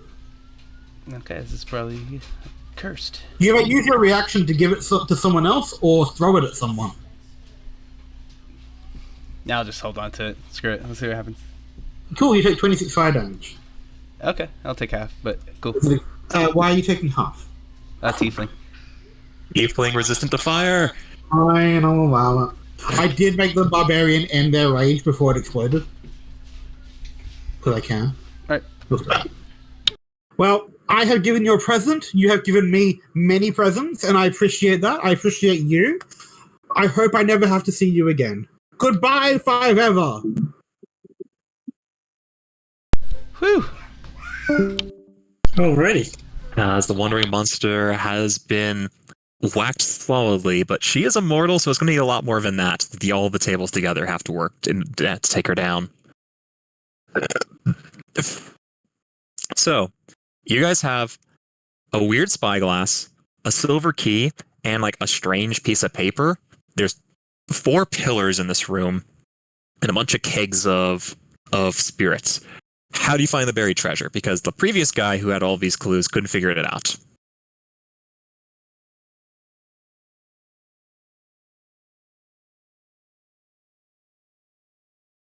Good question.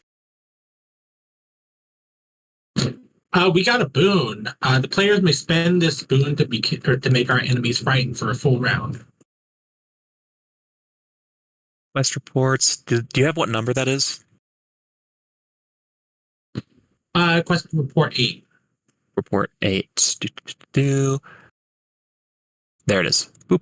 You guys can cash that in at any point in order to scare the enemies for a full round, making them so they can't physically get closer to you and at disadvantage on all their attacks. So, the treasure is hidden down here somewhere, and you... A spyglass, a silver key, and what else was it? The scroll. And a piece of paper of interesting description on it, which, first hint, it's not the piece of paper or the key yet. You have to use the spyglass first.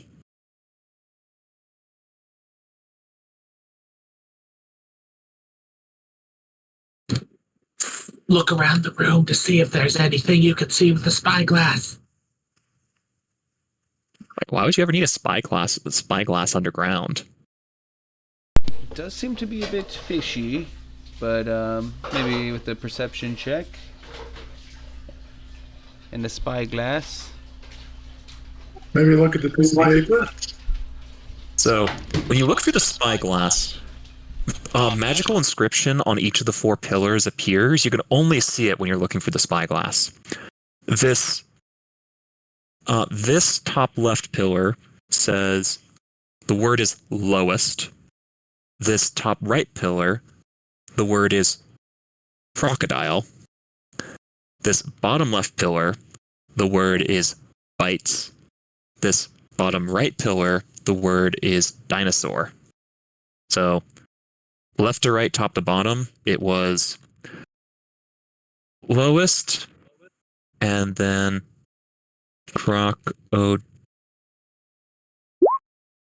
and then it was bites and dinosaur. And then I'm now going to pull us over to this page.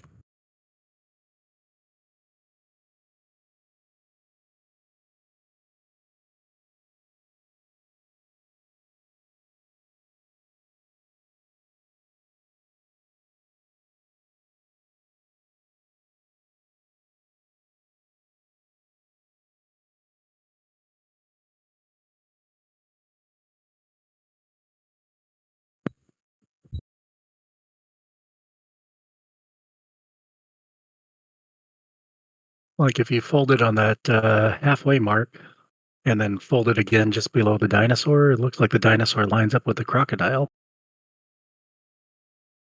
It does, in fact, as this is one of the harder parts of the epic. Is let's see if I can you guys should actually be able to grab the pieces and move them around, but bit tricky. I'm looking something up. Truly very optimized for online play. Let's go.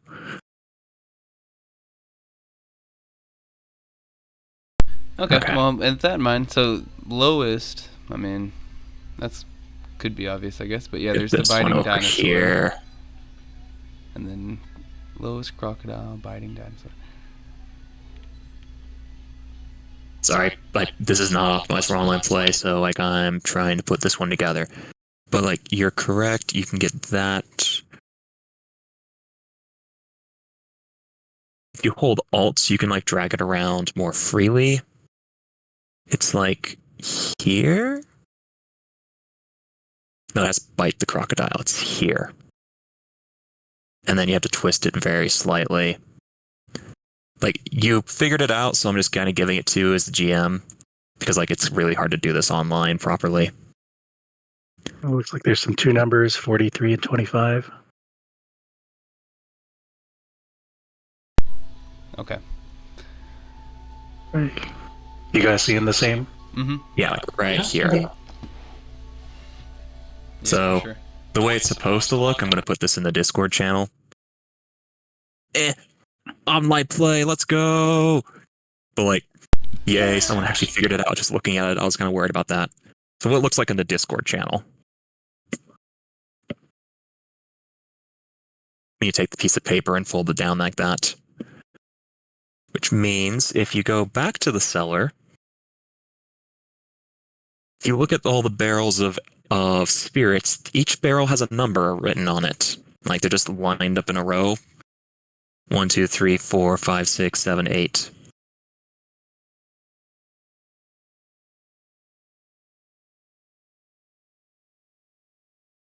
Do the barrels move? When you give the barrel a good shove, it kind of moves back into the wall a bit, and there's a slight clicking noise. Put 4, 3, 2, and 5. As you press the barrels in the order listed on the page, a secret door emerges from the back corner of the Thundering Lizard's cellar. The secret door opens into a tiny chamber. A battered sea chest sits upon the floor, secured with an ornate padlock. Each keyhole has a different creature engraved around it. A beholder, an owlbear, an umber hulk, and a mind flare, as going back to the unfolded version, which I just did as a pop-out.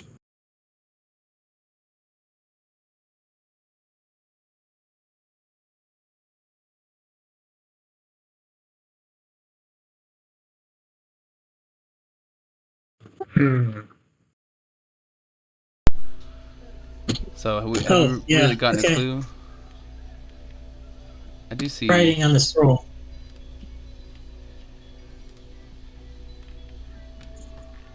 See. The like there's the little guy in the bottom left. I don't know if that's like any sort of reference to himself.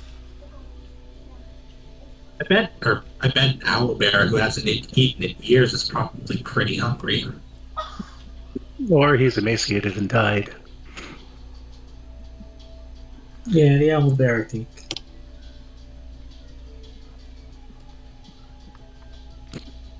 There's an owlbear keyhole. There is, in fact, an owlbear keyhole.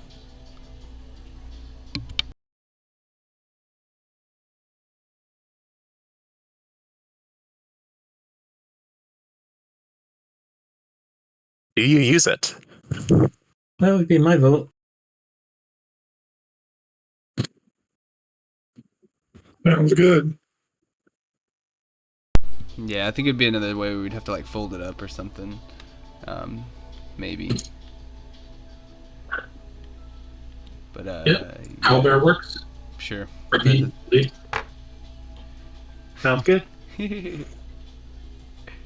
Going forward, as I'll admit that this riddle is what it calls itself, is a bit obscure. Like, the solution is like the one that can actually eat you. Umberhulks need their claws. The beholder needs its eyes, and so on. It's only the owlbear that actually is ready and able. Oh, okay. Which, Nice. the owlbear is the only one that doesn't do 10d10s of slashing damage when you use the wrong key, as the owlbear is the correct one. Nice. Yes, 10 die 10s. As inside the treasure chest you find 4 potions of superior healing, as well as 1,500 gold pieces, each marked subtly with the Dread Fleet's icon.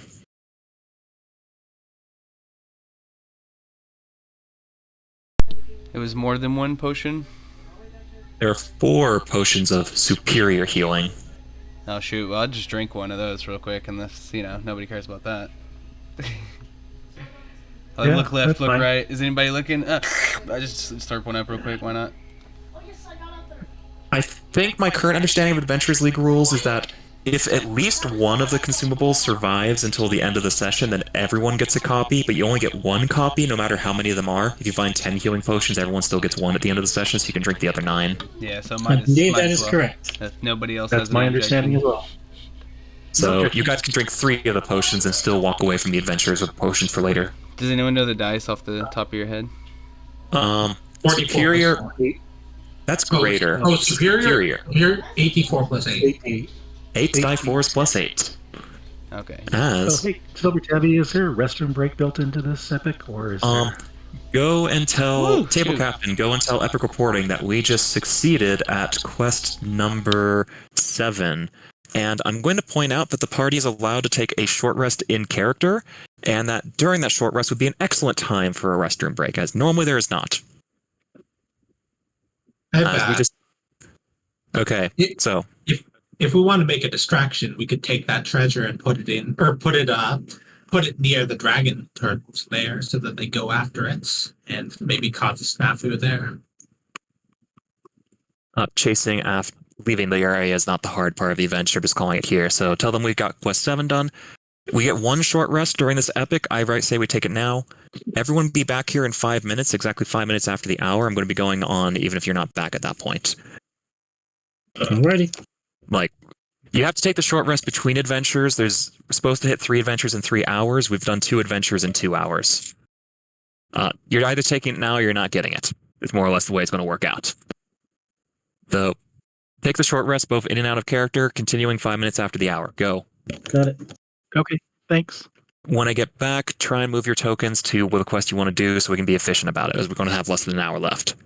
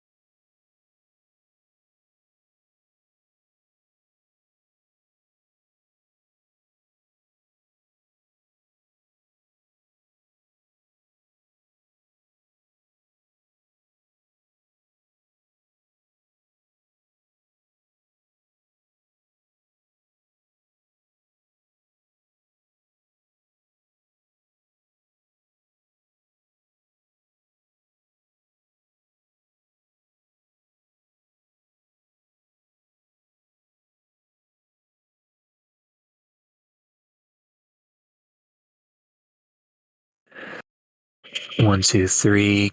Good enough to start talking. Okay, we've got about 1 hour to do at least one quest, preferably 2 if you guys can somehow manage to pull off a minor miracle. So, where do people want to go next?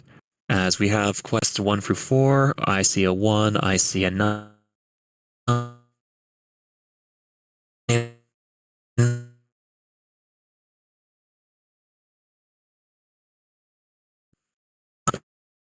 happening. I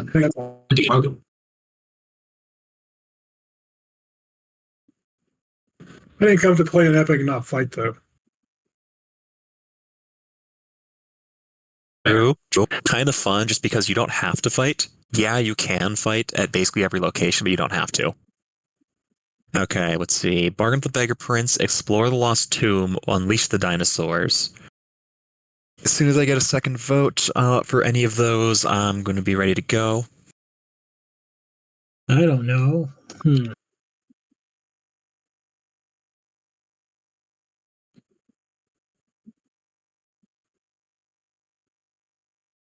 Towards the bottom.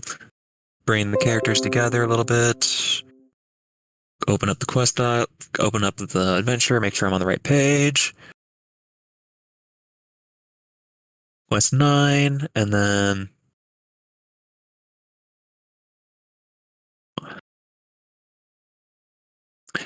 you find Ifen Talroa in the halls of Golden Throne. By day, this magnificent palace is the seat of government for Port Nyanzaru. Tonight, however, worried patricians fill its chamber with shouting voices. The merchant prince hammers his staff to the floor, calling for order. Silence, you fools! Only I have the power to unleash Ubtao's children from their pens and drive these buccaneers from our city. But who amongst you dares lead the dinosaurs? I call for a volunteer.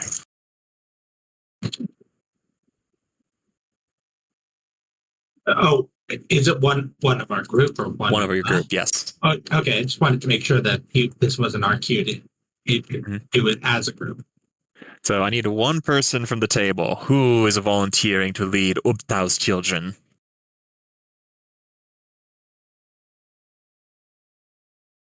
Hey, if no one else, Ray will volunteer. She's willing to.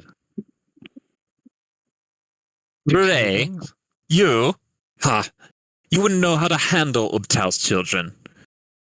You're right. Prove yourself to me worthy so that you may take on this request.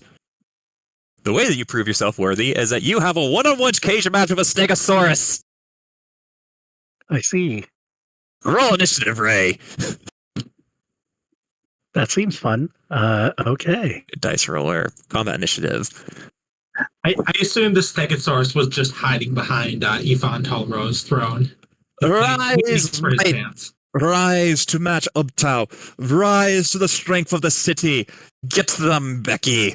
The Stegosaurus roars and charges at Ray from across the crowded room as nobles flee in terror. If anyone interferes with this, the mission is actually considered a failure. You have to legit 1v1 this, no outside help. Good luck. Okay. As Blanc, does a 20 hit? It does. It only gets the one attack. Your turn. You know what? I'm going to cast shield on that. That's because I can. A blast of light protects Ray as the Stegosaurus charges into her. Your turn, Ray. Ray is going to pull out a scroll of... no, let's see. Do I have a potion? Yeah, I'm going to drink a potion of animal friendship. And hopefully this thing's an animal or a beast. And try to use it on this Stegosaurus. So it is in fact a beast. Save. I think it's a DC 13 save to be my friend. All right then. The adventurer had no expectations of you being able to make friends with that. It's just they fight. Period. It has more speculations for what happens if the character dies this way than if it does for the character actually manages to make friends this way. All right. What a nice dinosaur you are.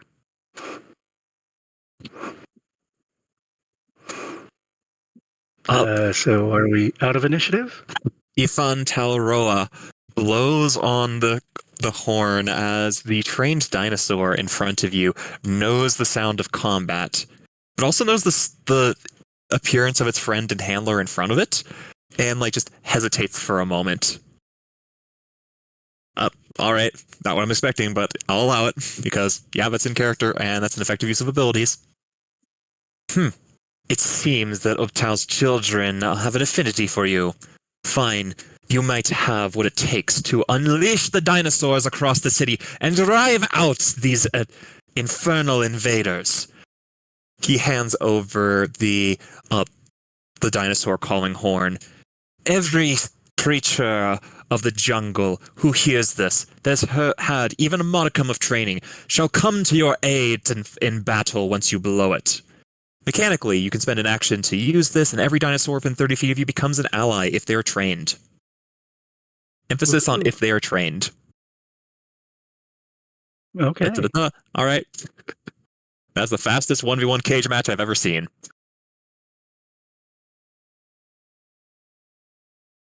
Yippee, I have friends. The potion lasts for an hour, so I can use an action every turn for the next hour to make we got siege damage. Siege damage!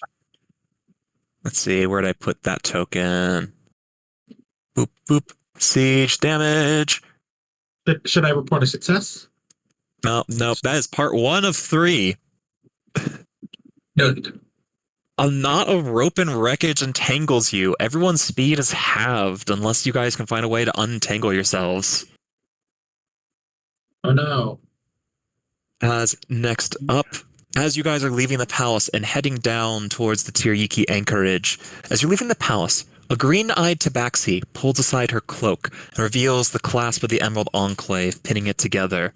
She looks around nervously, then beckons you to follow her.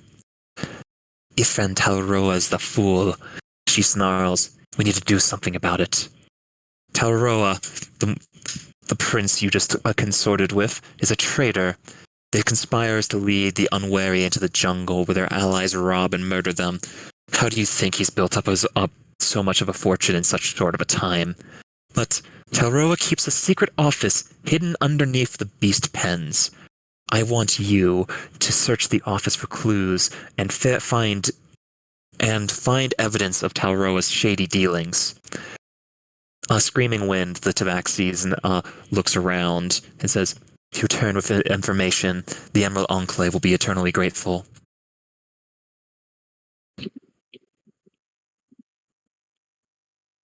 Very well.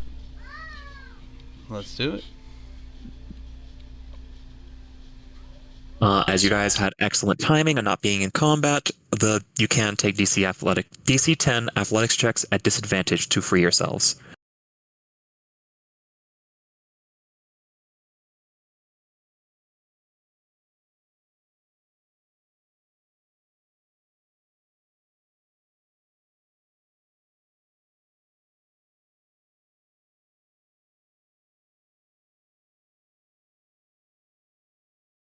It was 10, huh? DC is 10 at disadvantage because everyone's still exhausted. So, part 2 of this 3-part quest, 3.5 if you count the extra objective given to you by Screaming Wind, is beyond the Tiriki Gate, a sprawl of market tents, beast pens, and taverns encircle a knockabout harbor.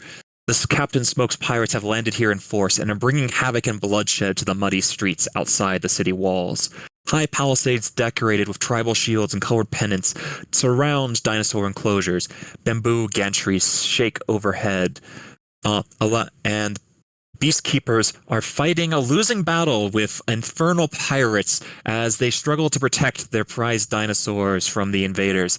Everyone roll initiative into the furious melee rocks back and forth across the gantries.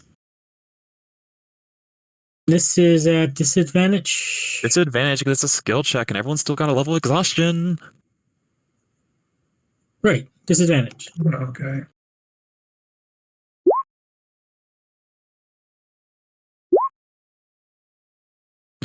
That was at disadvantage.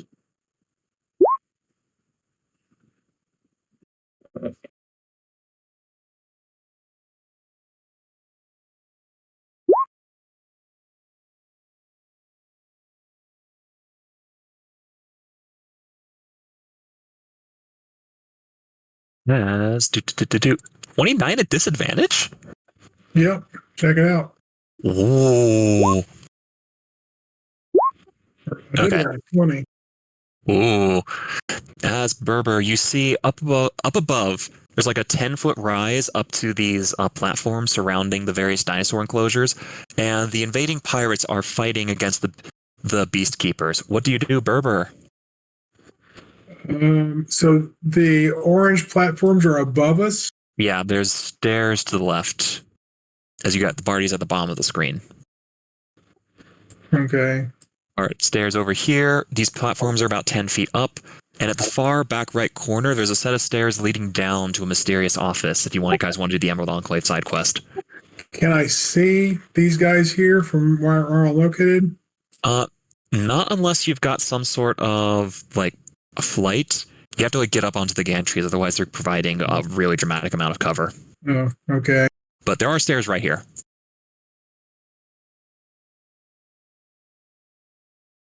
So you gotta get up on this gantries, or you have to get above the gantry level. And our speed is halved? Unless you made that DC 10 athletics check as an action at disadvantage. Because you guys did have a chance to do it on the way over from the castle, the palace. Okay, so now I'm up there. This guy here. Okay, DMs run this differently. I want to try to assassinate. I don't know. Has not taken a turn yet, but is not considered surprised. So advantage on the attack roll. Like they're actively fighting and like looking around. Okay. Like surprise is like a specific condition. It's weird. I'm shooting that guy. Pew pew.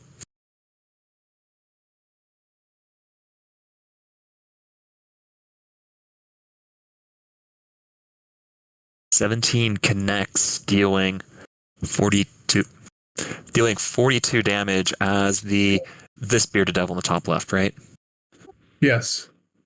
Takes a dramatic hit that like skewers through him, and like salt water spews from the dramatic wound as the pirate begins coughing up barnacles. Okay, in my turn. Next up, it is Lisa. All right, Liza, let's see here. Gonna move up onto the gantry. See, and try and finish off this bearded devil over here, also using her assassinate. See here. Targeting the same one, 21 hits. You're targeting the same person, right? Yes. They are immune to poison damage, but that 15 is still enough to slay the devil. All right. Firing through him at the guy behind him. Let's see here. This is magical. Let's see here. Advantage because assassinate. 19 damage as the devil turned around and snarls with rows of shark teeth for 30 damage. Extra 11 on top of that. Rows of shark teeth. Several of them like knocked out by the arrow that like shot like straight through its mouth.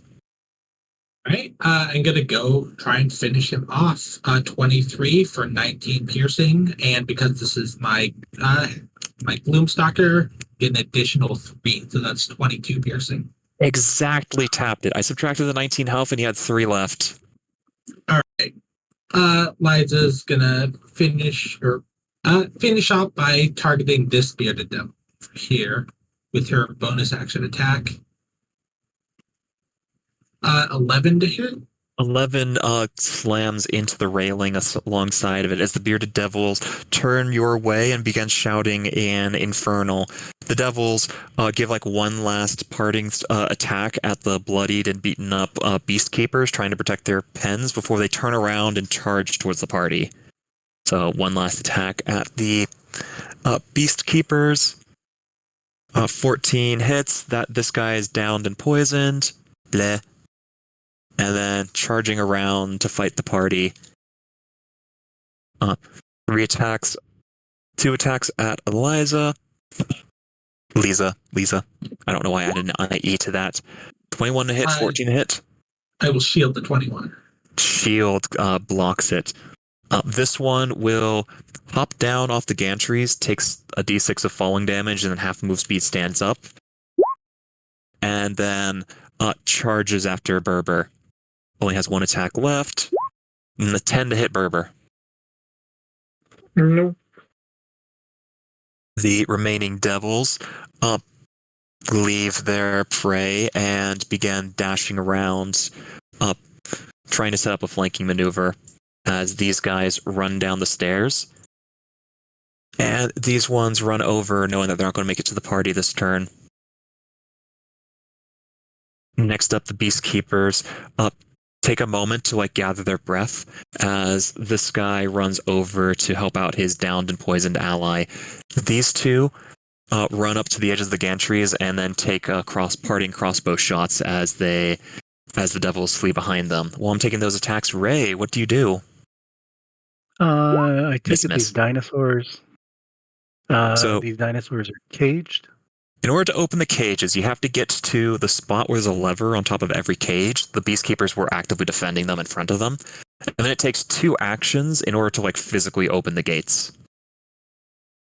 Okay. Let's see. Do I know this thug that went down from poison? Was he hit by It was glaive? These devils have beards made of snakes, and there's a very clear and obvious purple energy of something dripping from the wound where the snake bit it. Okay.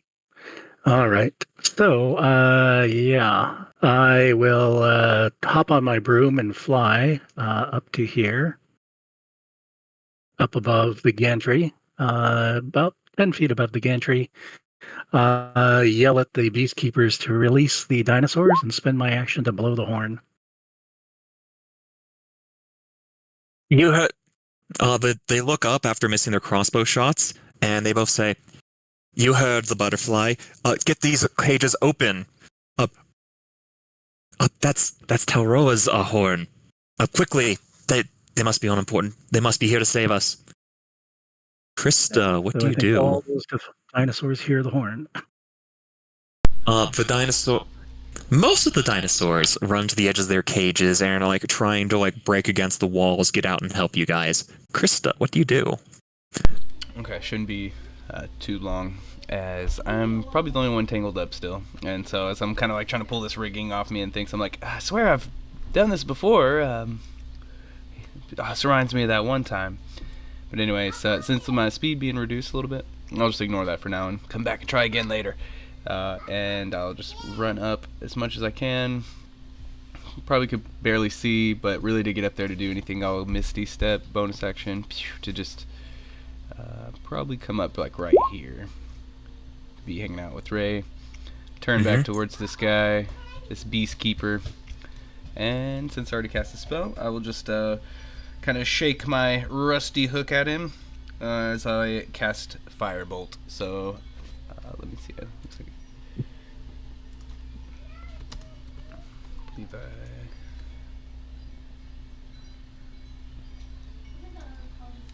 okay, just making sure I'm rolling it right. Well, there we go. Cool.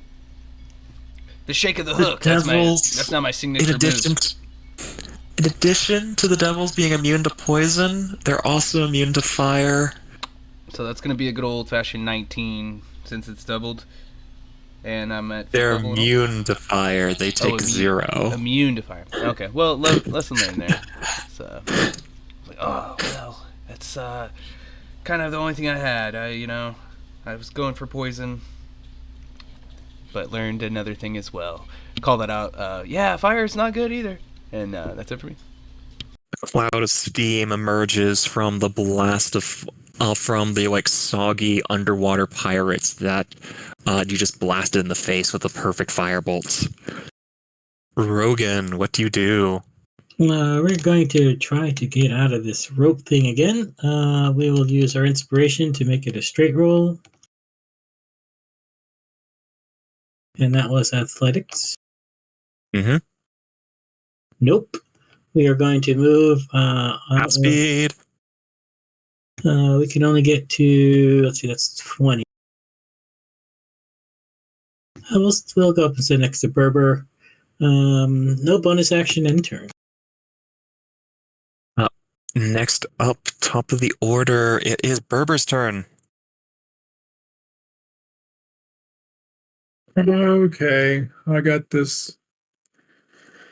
All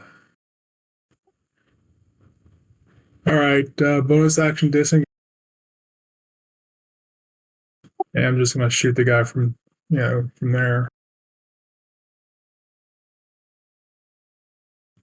28. Yeah. 128 connects for 34 damage. I'm sorry, which one are you shooting? Yeah, the one that was right in front of me. Bonk 34 as that sends up harsh seawater pouring from the nasty wounds that the arrow strikes. Okay, and that's all I can do. Rogues and their one attack, but it's really cool. Liza. Can I use our boon? Yes, you can. Everything in the entire arena that's considered an enemy is frightened. Notably including the T-Rex that is enraged and uncharmable that was about to surprise attack you guys on initiative 14 as fortunate. Breaks out of its cage and roars angrily and tries to bite Krista, and right as you use the boon, nope, and just awkwardly backs up to the side of the cage. All right. Gonna go ahead and focus fire this bearded devil in front of me. See here. I'm gonna bonus action Hexblade's curse him. 14 to hit. 14 again. 14 does connect. These guys are not wearing shields. All right. 15 for another 19, and I will put a favored foe on that. Is that including the Hexblade curse damage? Yes, it is.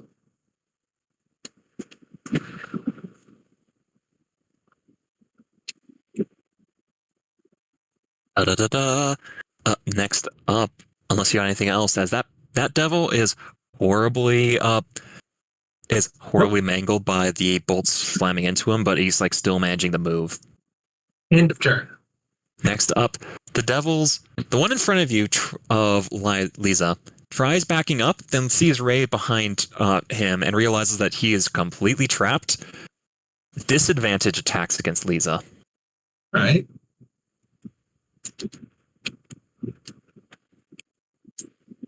Nat 1, Nat 3. Super misses. The devils going on flanking maneuvers reached the point where they were about to dash and get free attacks on Berber, but they both pause in fear and they can't make it past this hard corner that they've been moving through. And this one devil wants to charge after Berber as well, get the squishy ranger in the back, but just can't bring himself to move and just wildly swings defending himself. 2 attacks at Rogan, disadvantage. Ooh, a 21 at disadvantage, and a natural 1 at disadvantage. That'll hit. 5 piercing, and I need Rogan to make a Constitution saving throw. As a failure, you are poisoned. Disadvantage on attack rolls for the next minute, and you cannot regain hit points while poisoned this way. Okay. Next up, the Beast Keepers charged their cells and began opening the gates. Because these guys are trained, they automatically succeed on the athletics checks required. It's going to take them 2 rounds to open their gates. Next up, Ray.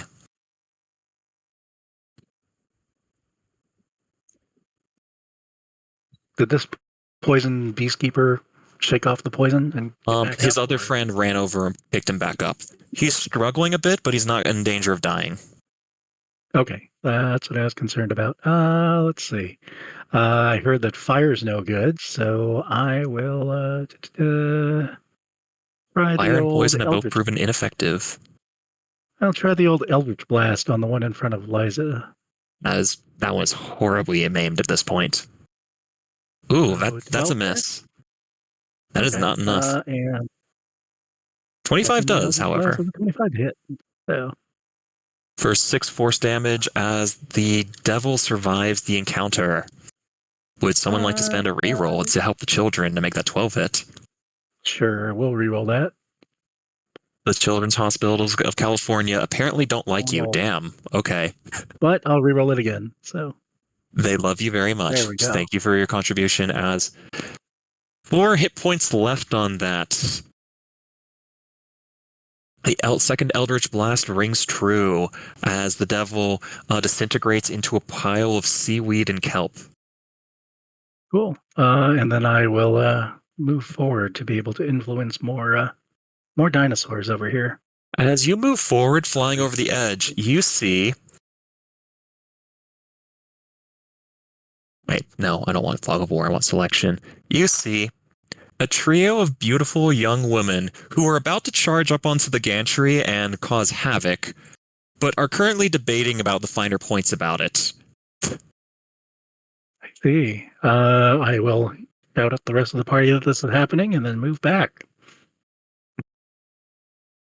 It is the King Beast's turn, as enraged by all the fight and beyond approach, this one's uncharmable and cannot be controlled by the horn. He wastes his turn not approaching Krista because you guys frightened everyone. Krista! Well, hi. Yeah, I guess I'd kind of see that shadow upon my back. I'll kind of run around here. Well, I'll hope It this makes will a work. confused roaring noise. Let's see, I was right here, so...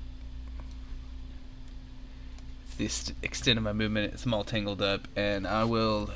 Man, it's so funny, because sometimes elementally you just end up kind of boned. And that's kind of where I'm at now, but then you get another reason to use an item, because why not? As I'll use another charge to cast Command on this Ooh. Beastkeeper, as he seems to be trying to unleash these Hadrosaurus. And I'll put He is in fact trying to release them, but that's because they're friendly because Ray charmed them with the horn. Yeah, so I'll try to put a stop to that, and also open him up for other things, perhaps by trying to command him to, like, just grovel, in the sense, stop what he's doing, drop prone, and... Beastkeeper's friendly is what I'm saying. Is he? Yeah, Oh, we my want bad, him my to- bad, He okay. wants them to open the cage. No, okay, my bad, I misunderstood that. The only cage you don't want open is the T-Rex cage, and you're not convinced that he needs a cage. Okay, let me revert then. I'll... shoot. This devil that's currently attacking Rogan and got a hit at disadvantage, however, would be a pretty good use of it. He looks pretty hurt though. So honestly, it's ridiculous. But I'm pretty confident in my crew at this point, and I can always do something in the nick of the moment if needed. So funny enough, I'm just gonna try to whack this dude with my hook, just for fun. The hook does a d6 of piercing damage if you hit someone with it. Unfortunately, I'm not the best with strength, so it's whatever though. That'll just be for funny. As I'm kind of like, you see me kind of, Krista kind of calls out in frustration, like, I just don't have the right spells, and then just goes up and I even have the staff, but it'll be funnier with the hook. Screw it. Hey, what's up? 2d6 What's plus up? strength. Alrighty, unfortunately it is -1 still, but that's okay.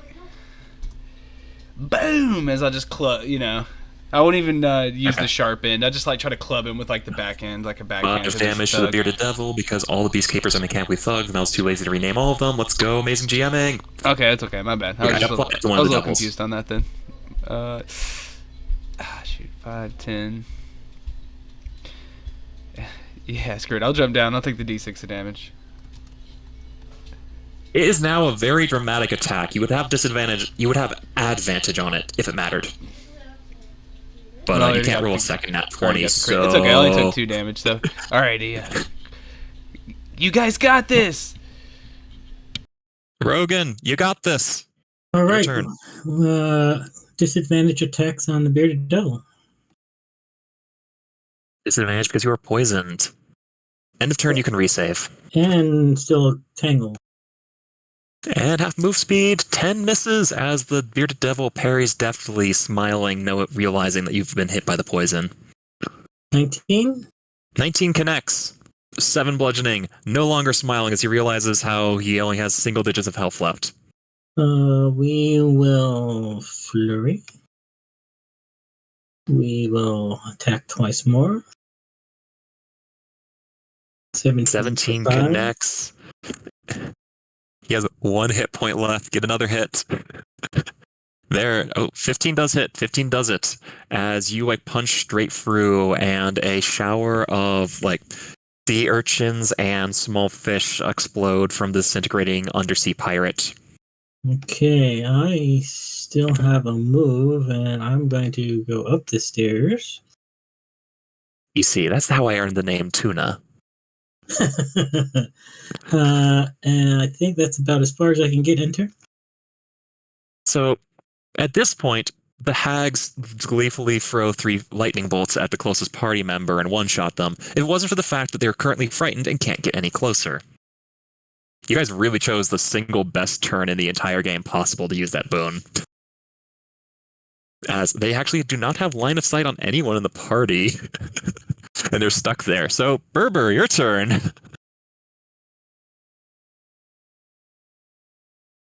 The enemies are no longer frightened. Top of the order, Berber. Berber, if you're saying anything, I can't hear you. You may be muted. Berber Brett. Still not hearing anything. Because we're under a time crunch, I'm going to move on to Lisa. All right, Liza. Liza. Yeah, since these hags don't have line of sight on me, Liza disappears, and in her place, with a disguised self, comes Captain Threebeard here to give these clearly confused ladies some advice on how to help the cause. As Threebeard comes out here, and she says, "Oi, I see you're confused.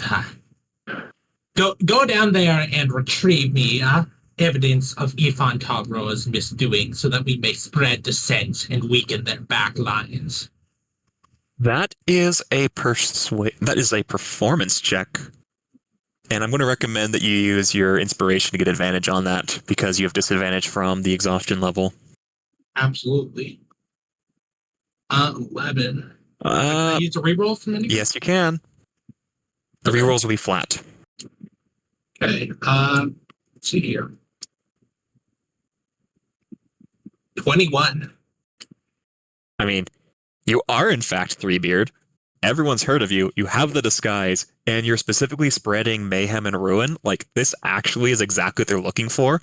The 3 kindly old beautiful ladies wearing nothing but sea kelp and dripping salt water off themselves all like nod and agree with their little knitting circle of 3 to help out with going down to the office.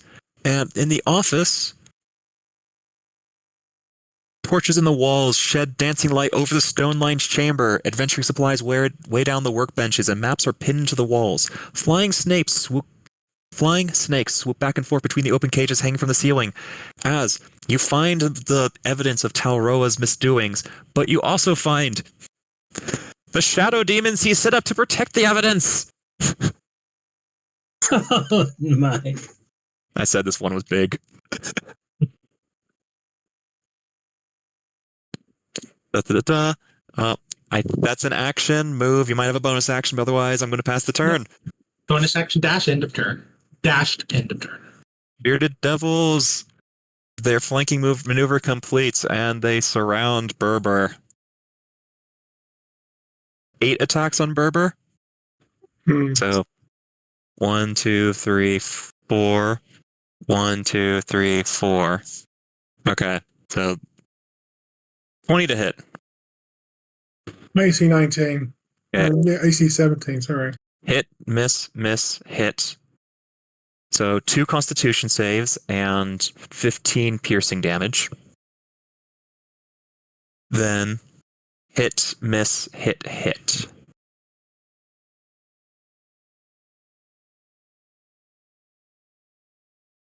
And then 4, 7, 24 slashing. Yeah, you can resave. End of turn, Rogan. What are all the saves for? Oh. You're poisoned if you fail those 2 constitution saves. And then You also make another 3 Constitution saves against the glaive, as every time they hit you, it's a Constitution save. So how many do I owe you? 5? 3 more. Fail. Fail. Fail. Unless you have advantage on those somehow. It's a mundane source. No. So, you lose a d10 of hit points at the start of your turn per each of those hits. So you're going to be losing 3 d10 hit points per turn until someone can make a medicine check on you. The one medicine check will handle all 3 d10s though. And then that's all the 3 bearded devils. The beast keepers open the cages as the dinosaurs roar out of their pens and charge towards the devils, which is a good thing. They're helping you. Charge towards. They don't have enough move speed to make it all the way there, but dinosaurs charging towards. So the dinosaurs are going to clear up the devils on their next turn, and it's a lot of Dionychuses. I'm not moving. Ray, it's your turn, and the T-Rex is awake and hungry and has gotten over its fear. It's definitely going to eat a party member this coming turn. What do you do?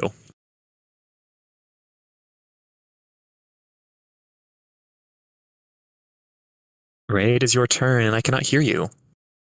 Oh, I'm talking and not doing anything. Now I can hear you. I am, spending a bonus action to drop a d6 of healing light on our poisoned friend from the glaive to staunch those wounds, and magically give him 1 healing point, but he no longer has to take that 3d6 or 3d10 because he's taking magical healing. One Explosive also takes magical healing. Yep, no longer taking 3d10 per turn. So there you go. And then let's see. The T-Rex cannot be charmed, so I It's will immune to the charm condition when it's raging. Yep, I will cast Dissonant Whispers on him and see what happens. Oh, the poor T-Rex. Synthetic 20! Oh no! Yes. Then I'm going to move.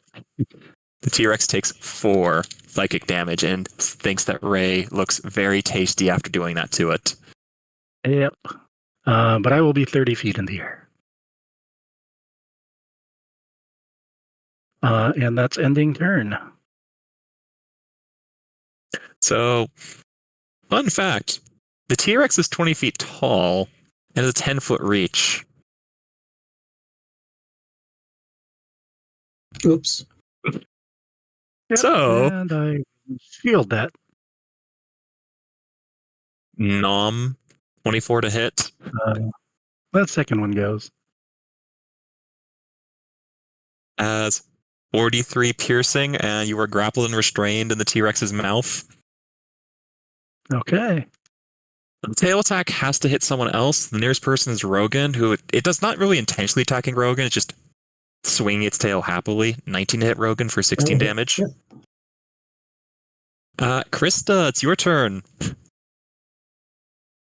Okay, and so Those dinosaurs are friendly. Except hopefully this this one. will all work out.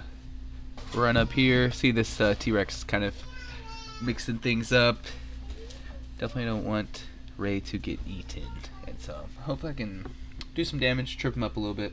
I will hold up my staff, and I'll cast Ray of Sickness.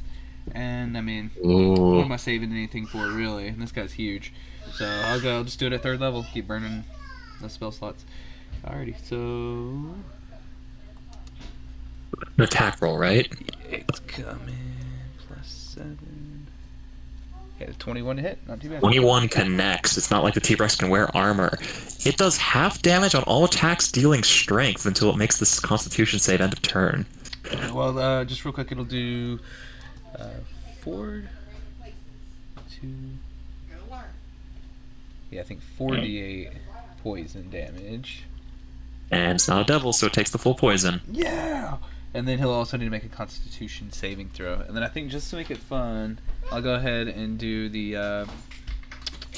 My bad, I'm sorry, I gotta make sure. I'll use heightened. I'll heighten it, so he'll have disadvantage against the on the spell save. Oh, I was thinking Ray of Enfeeblement, not Ray of Sickness. Ray of Enfeeblement's the half damage one. I'm getting all my So it's things not in too. This will poisoned. be my longest turn probably, but yeah. So I pop him with that. He will take the disadvantage from 21. Oh well. Alrighty. Well, anyway, since that did happen though, I'm gonna go ahead and do my Zoom. wild magic pops off because of my Feywild Shard. Let's go. And so I do have that pulled up. So real quick, I can just look at it. If we're in 81, let's see what happens. Another action. Longest turn ever. Okay. Action surge. All right. What you got to before I did? Oh shit. Well, I guess you know, I hate to do the same thing again. That'd be funny though.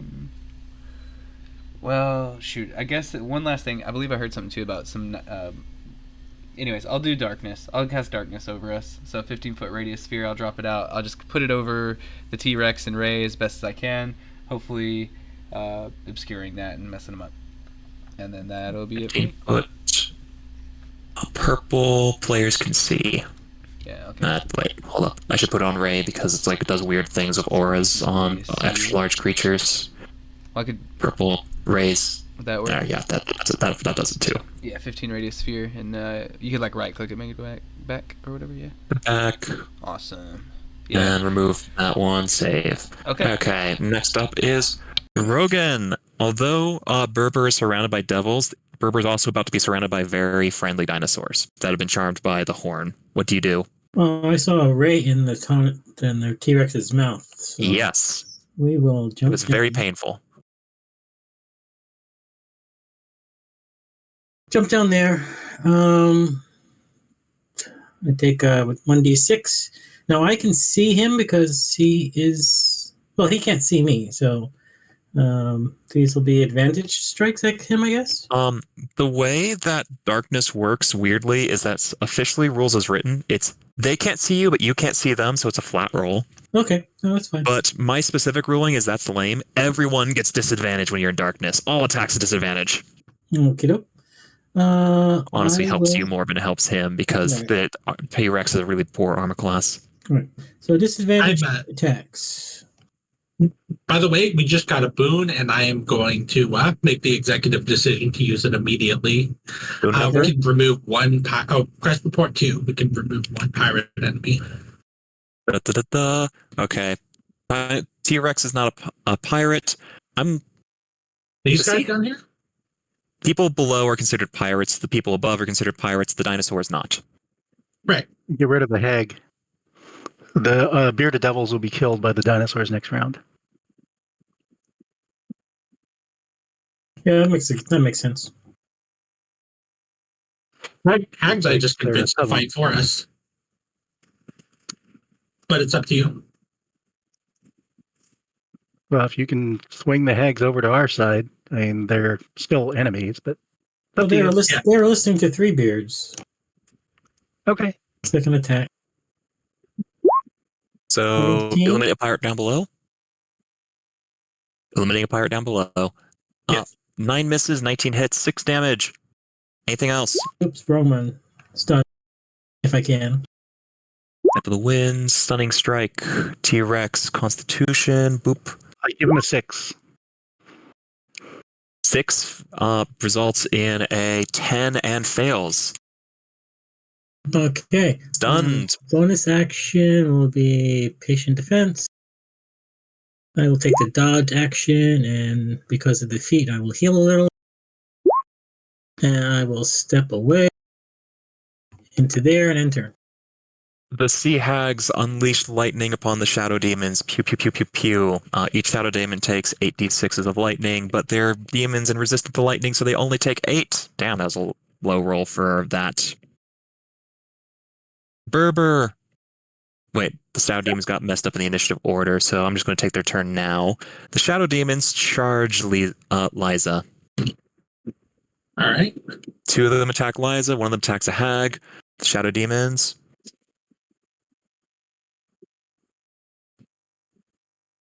$16 to hit, 16 to hit. Miss. And then because this deep, dark office underground is in super dark light, they can both take a bonus action to hide. Does a 15 beat your passive perception? No, it doesn't. Next up, it is Berber's turn. Ooh, they're invisible, but I am too. Gloomstalker. Ooh. Okay, so don't I take a metric ash load of damage or something? You got healed, so it's no longer happening. How did I get healed? I didn't know that. Krista used a divine radiant light on you class feature. You got 1 point of healing. That's enough to close the wounds. I did skip your last turn because I couldn't hear anything coming from your microphone. I'm hearing you now, so you can take 2 turns in a row if you're fast. We have like 15 minutes to go, so be fast. Disengage and run. Disengage and run. That's turn 1. You can have another turn because I skipped your last one. Okay. Well, on this turn, I'm just going to drink a heal potion, and then I'm going to shoot this guy here. Solid. Roll damage. Liza, what are you doing? Right. Liza just says, right. Kill them and let's lay waste to the rest of the city. Our forces above have this handled, right? All right.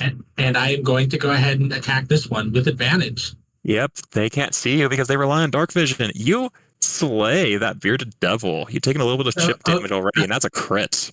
That wasn't me, but yeah. That's Berber. Nice. Drinks the potion. Liza, what's your attack? You have advantage. 17 connects. For I need to check with their poison situation. Immune to poison. Noted. Sneak attack. Okay. Another 6. 21 total. 19 for 19 total. 19 total. Bonus action. Demon 13? is bloodied. 13 is exactly its armor class. Slays the demon. All right. And I look to the rest of, or I nod to the rest of the hags to do their thing. End of turn. Next up, bearded devils. They chase after Berber and then realize in sheer terror that there's a Berber now has a wall of dinosaurs behind them, and they like run towards Berber and take up their formation, realize that their commander just got one shot by that critical hit with the bow, and they see the wall of dinosaurs running to them. They realize their mistake too late and began running away.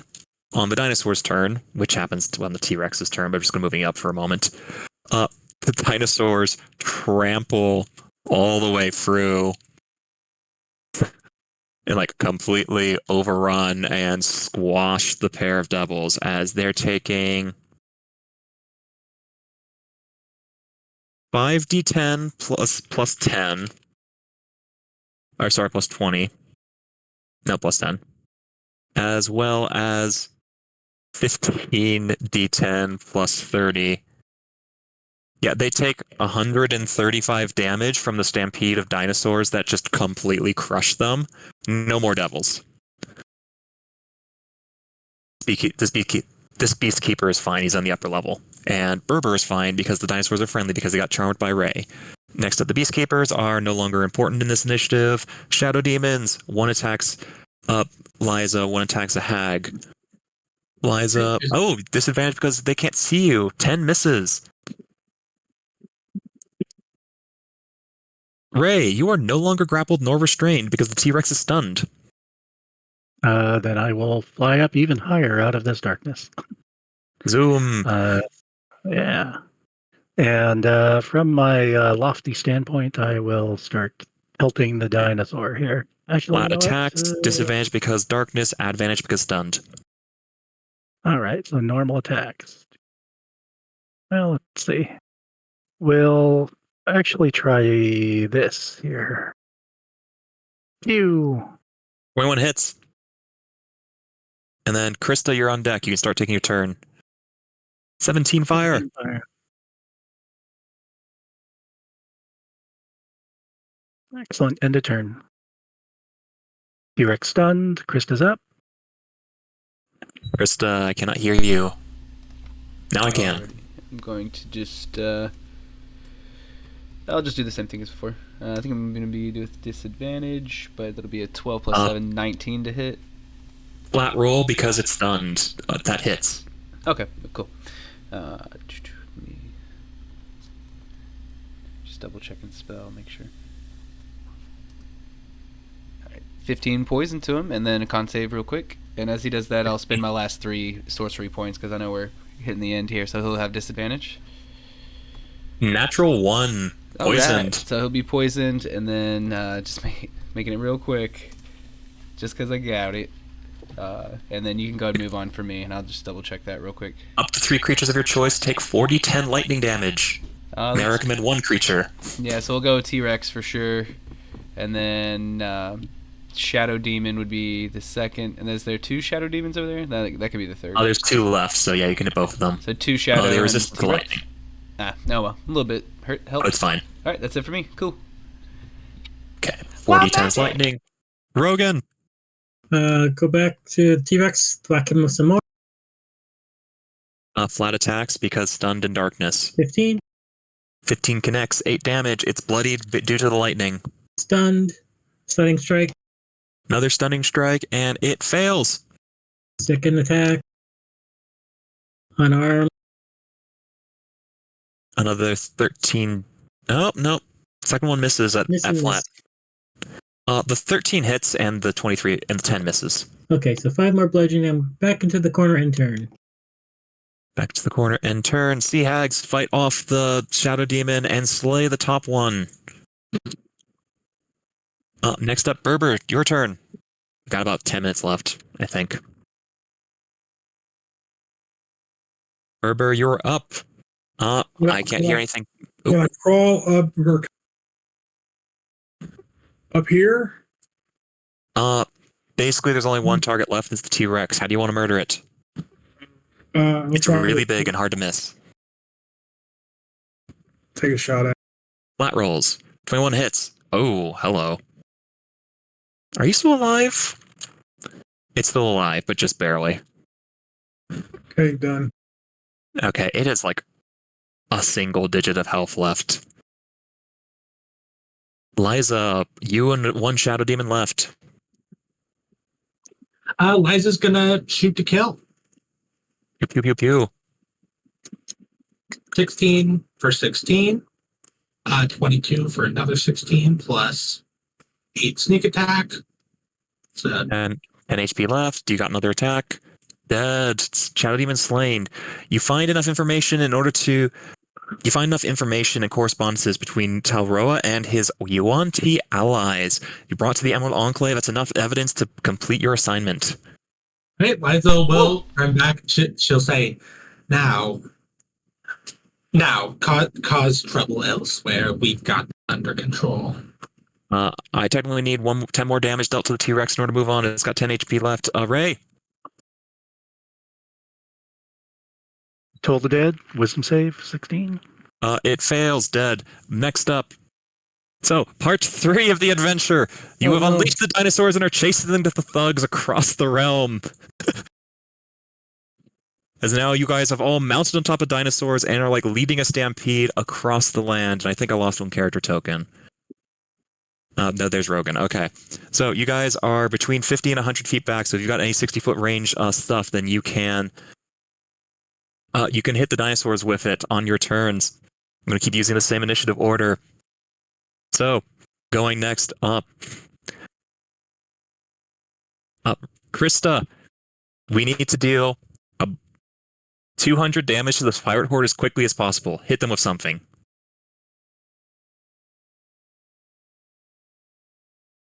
You changed maps, you'll have to tell us what the order is.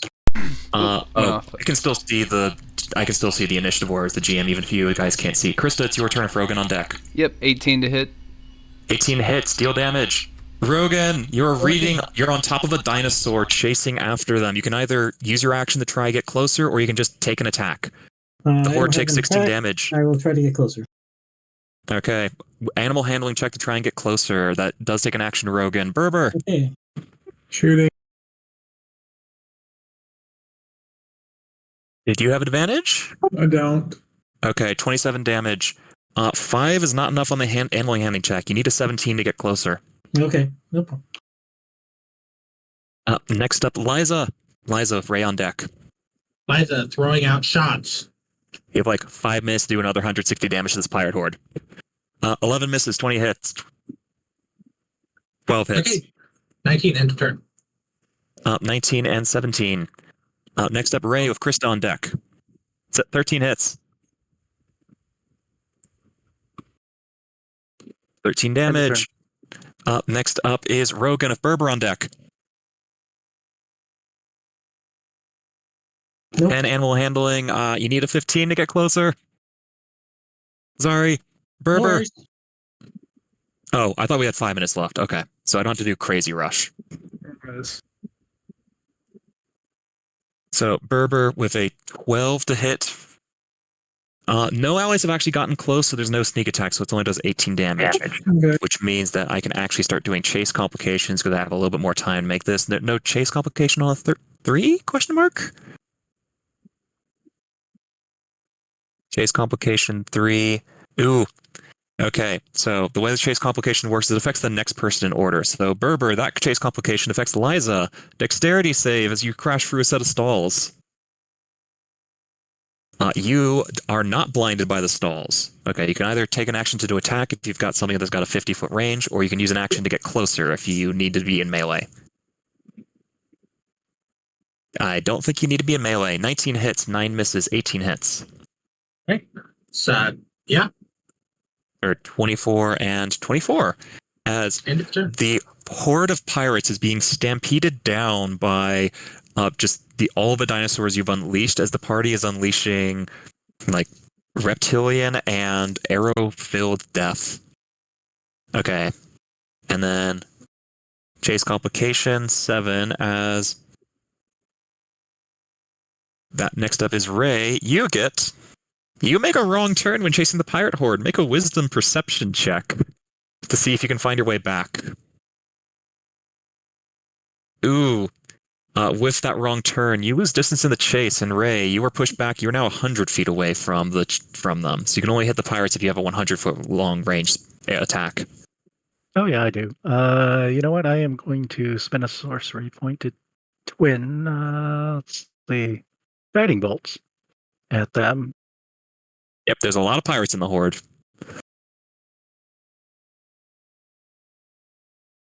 Bang, bang. That hits solidly, and advantage on the next attack. 10? I'll roll for see if it crits. The D20 here. No crit. But yeah. 17 radiant damage, and the pirate horde is now glowing as they chase for the streets.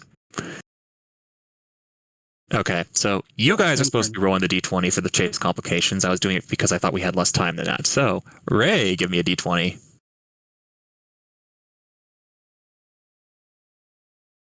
Nine gives... Oh, sweet. That's not a complication at all.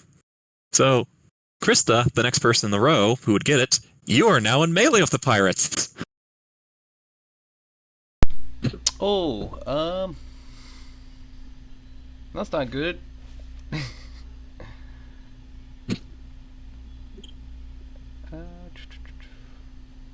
Shoot, I'll just...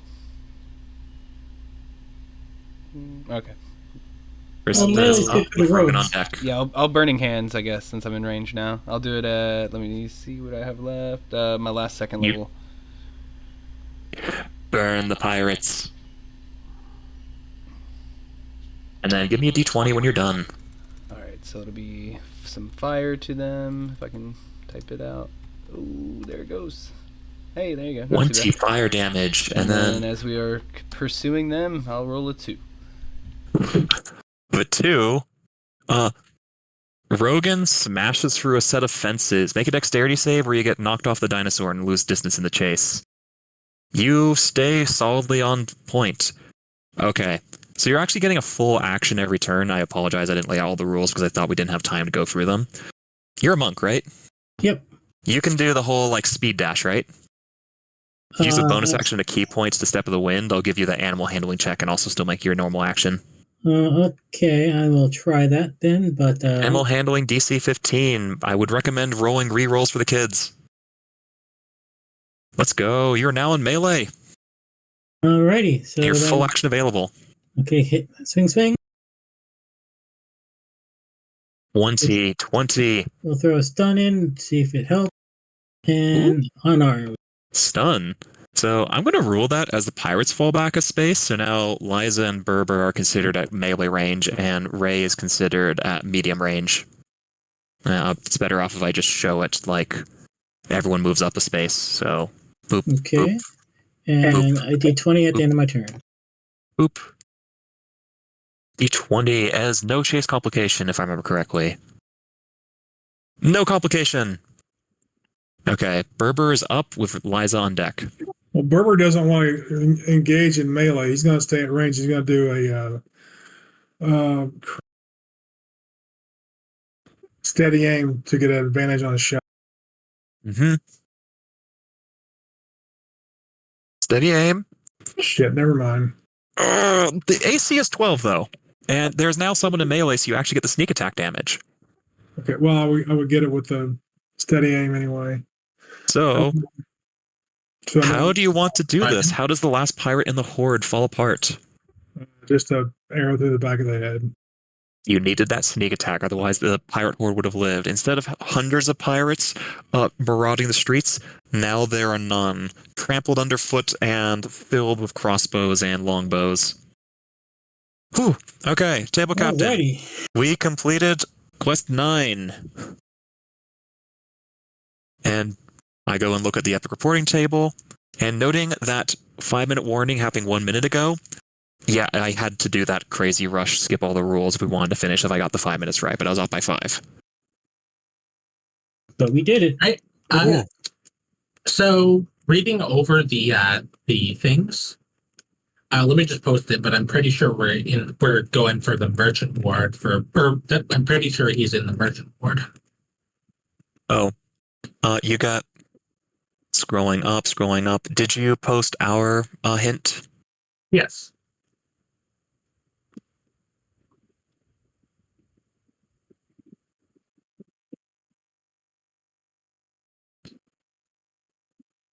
Okay, so the way it's going to work is we have 3 minutes left. In theory, if you guys are somehow the greatest table ever, we can like one-shot a adventure in 3 minutes, but I think that's impractical.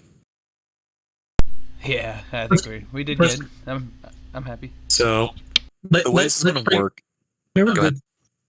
I was just going to say, let's bring all these dinos in to entertain the nobles, but I was kidding.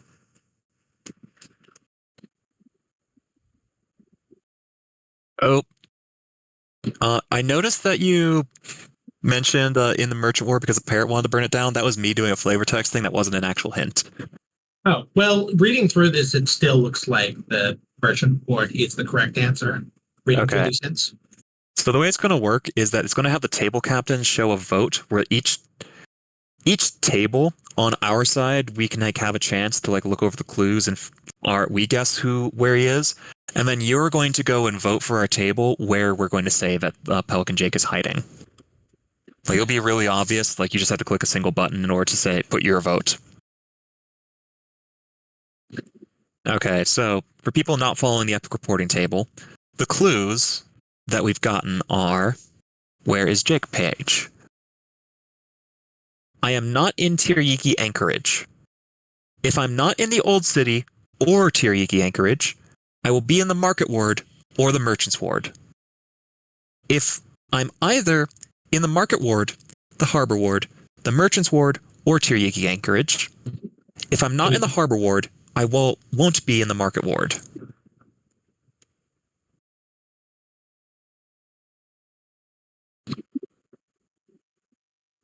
I agree, Merchant's Ward. Yeah. Sounds good.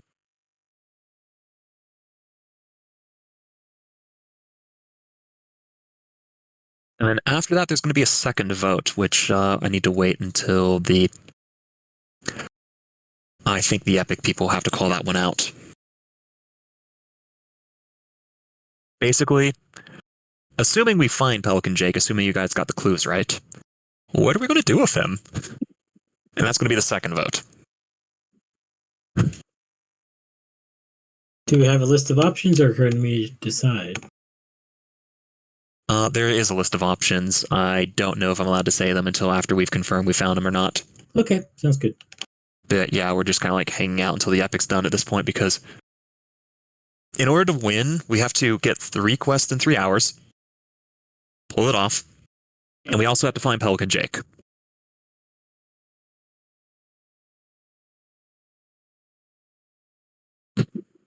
So we had to find 3 in 3 hours, but so did every other table at the Epic.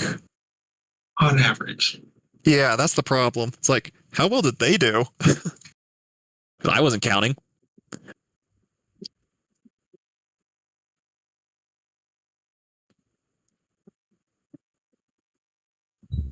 Oh, If we got okay, one we're boon moving. and one bane handed to us, probably one of them didn't too good. Questing time is over. It's time to track down Jake. Everyone to the main voice stage now.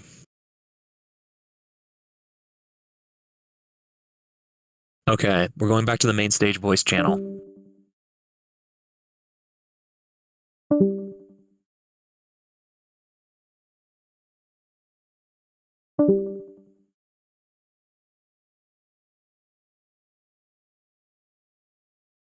But it's not over yet, Christian. There's still a few more things to do.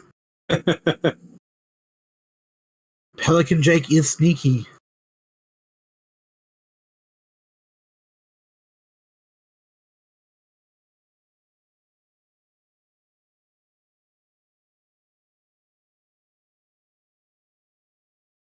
Can we start Dragon Table 8 up?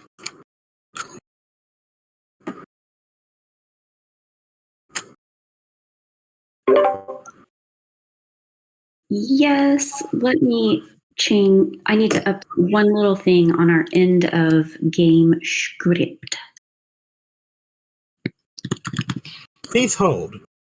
Do, do, do, do, do, do, do. Oh, no. So let's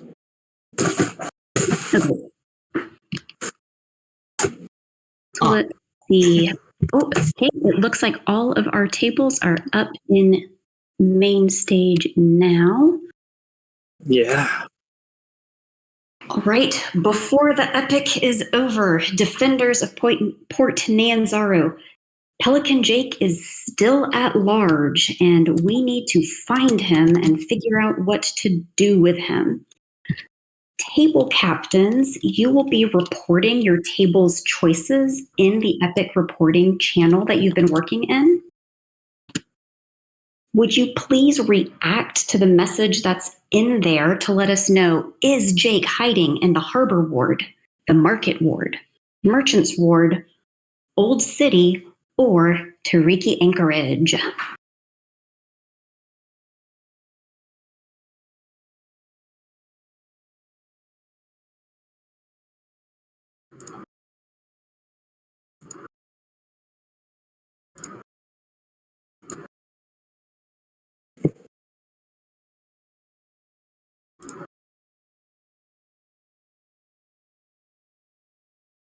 All right.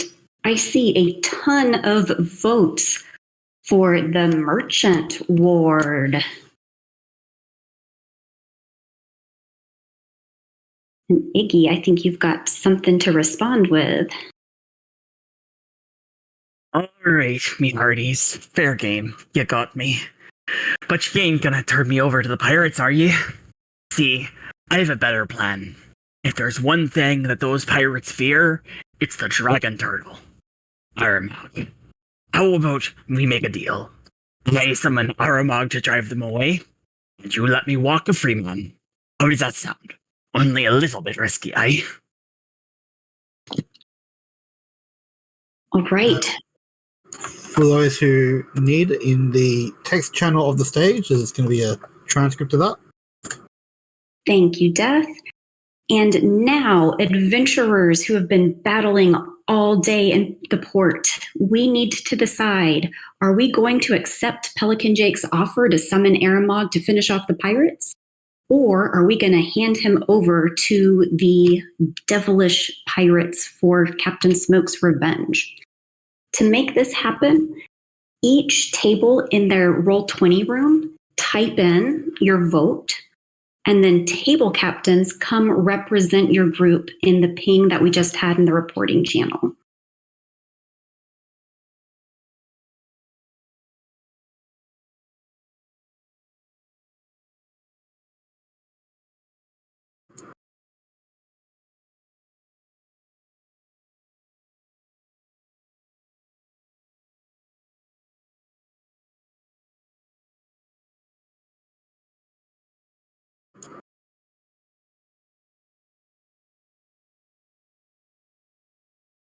Looks like we've got 6 votes reported out of 10 tables.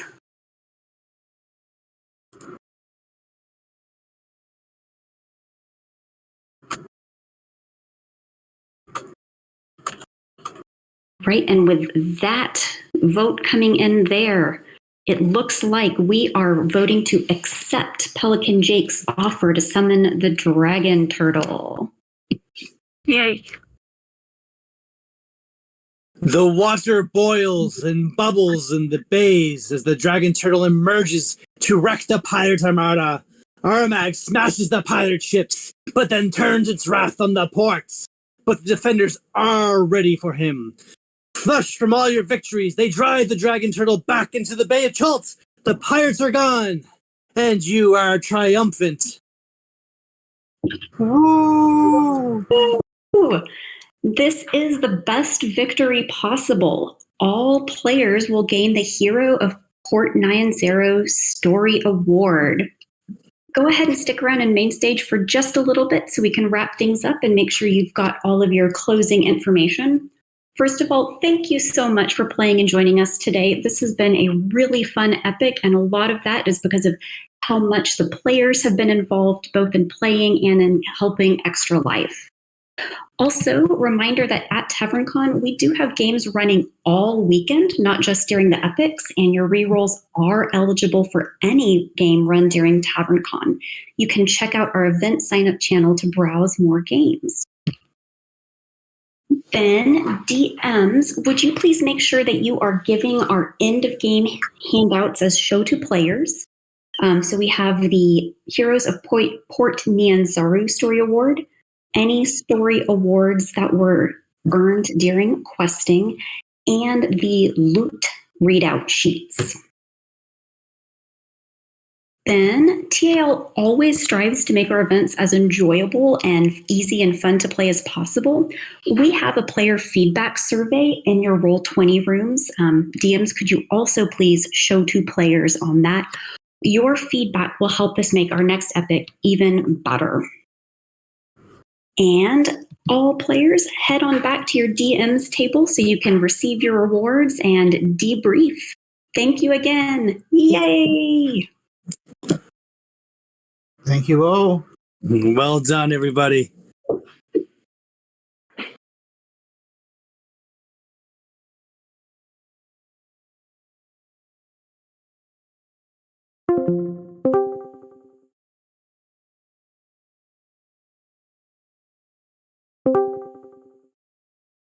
I get to quickly scour through the PDF and see how much gold you guys got, and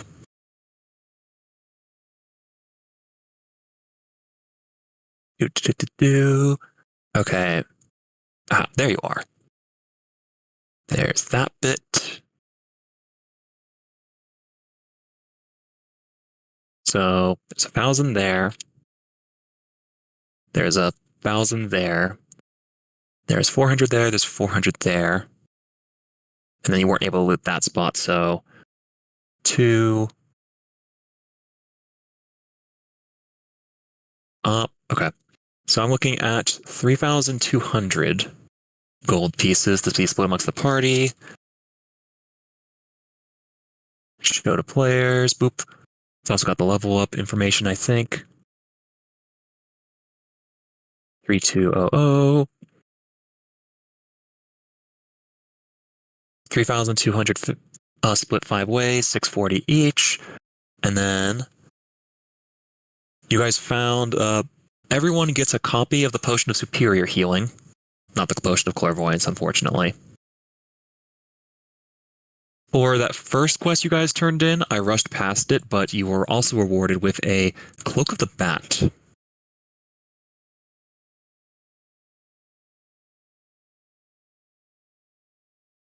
And also, one of the hags that you guys dealt with in that final quest was carrying a Staff of the Woodlands.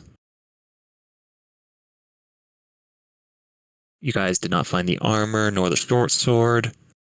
Let's see. Because this is a Season 7 adventure, the Buying for the Merchant Prince's downtime activity available in the Tomb of Annihilation hardcover is available. Until you guys play your next adventure, you guys have access to this downtime activity. Most of it is just some overpriced stuff, but the Triceratops mount, who just follows you around forever, is really valuable. You can also buy some poisons from the Dungeon Master's Guide if that's your bent. Wow, this is really good. Yeah, the Triceratops mount, like, this is one of the best things you can bring around. All right, thank you very much for the game. I had fun. You guys did find the Lord's Alliance contact. You guys can do that, although a renown is out of date, so it's just a neat thing. The Hero of Port Nyanzaru. You get advantage on the first attack or save you make on any session that you started in Port Nyanzaru.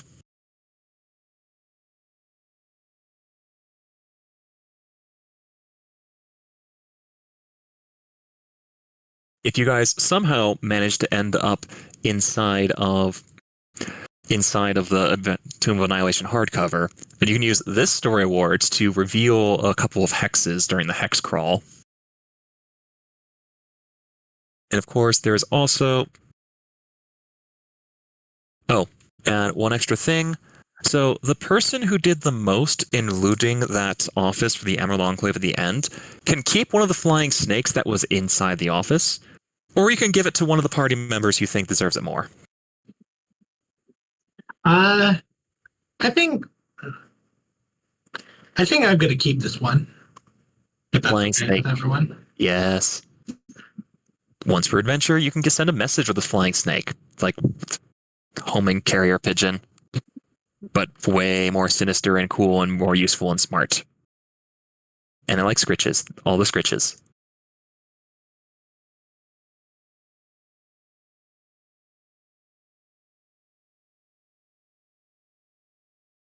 I think that's everything for the after session rewards.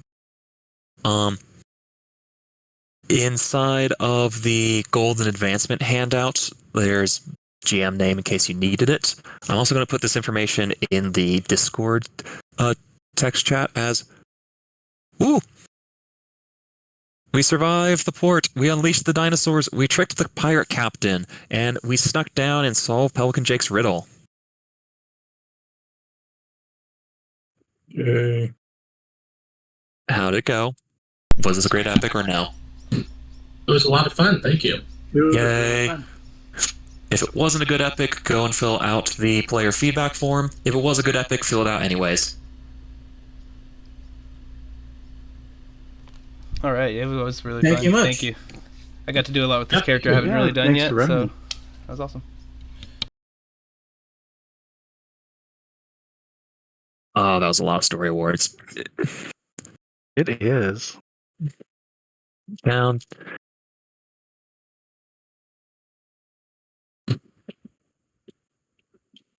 I'm not going to do the full text of the story awards in the Discord chat. I'm kind of hoping if you guys really want it, you can just copy it out the handouts.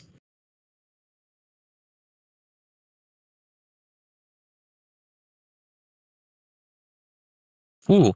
So this is, in my opinion, one of the better designed epics because it's just a bunch of cool encounters that you really can only justify in this type of high stakes environment, along with time pressure to make the encounters like feel more impactful. This one and the tier 1 Waterdeep one where you just cause chaos with no particular goal aside from causing chaos are my favorites.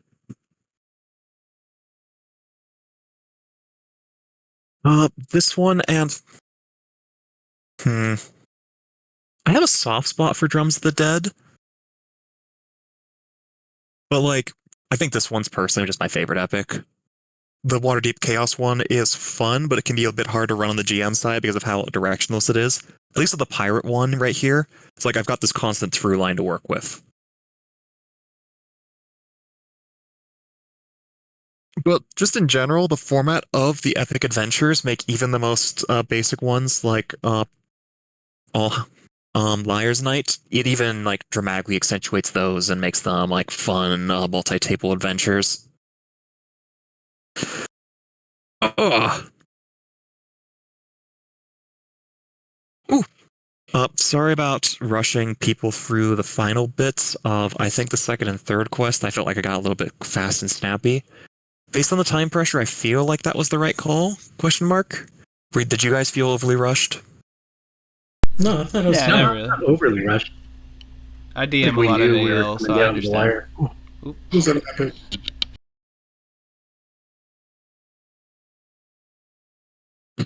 I kind of thought that, party was going a little bit slow, but that wasn't really a thing where it's like, oh, the party should have gone faster. It was just, the table or the players that you have at the table will determine how fast you go because the players and the DM. But yeah, no, I think you went well. I think it was a good pacing.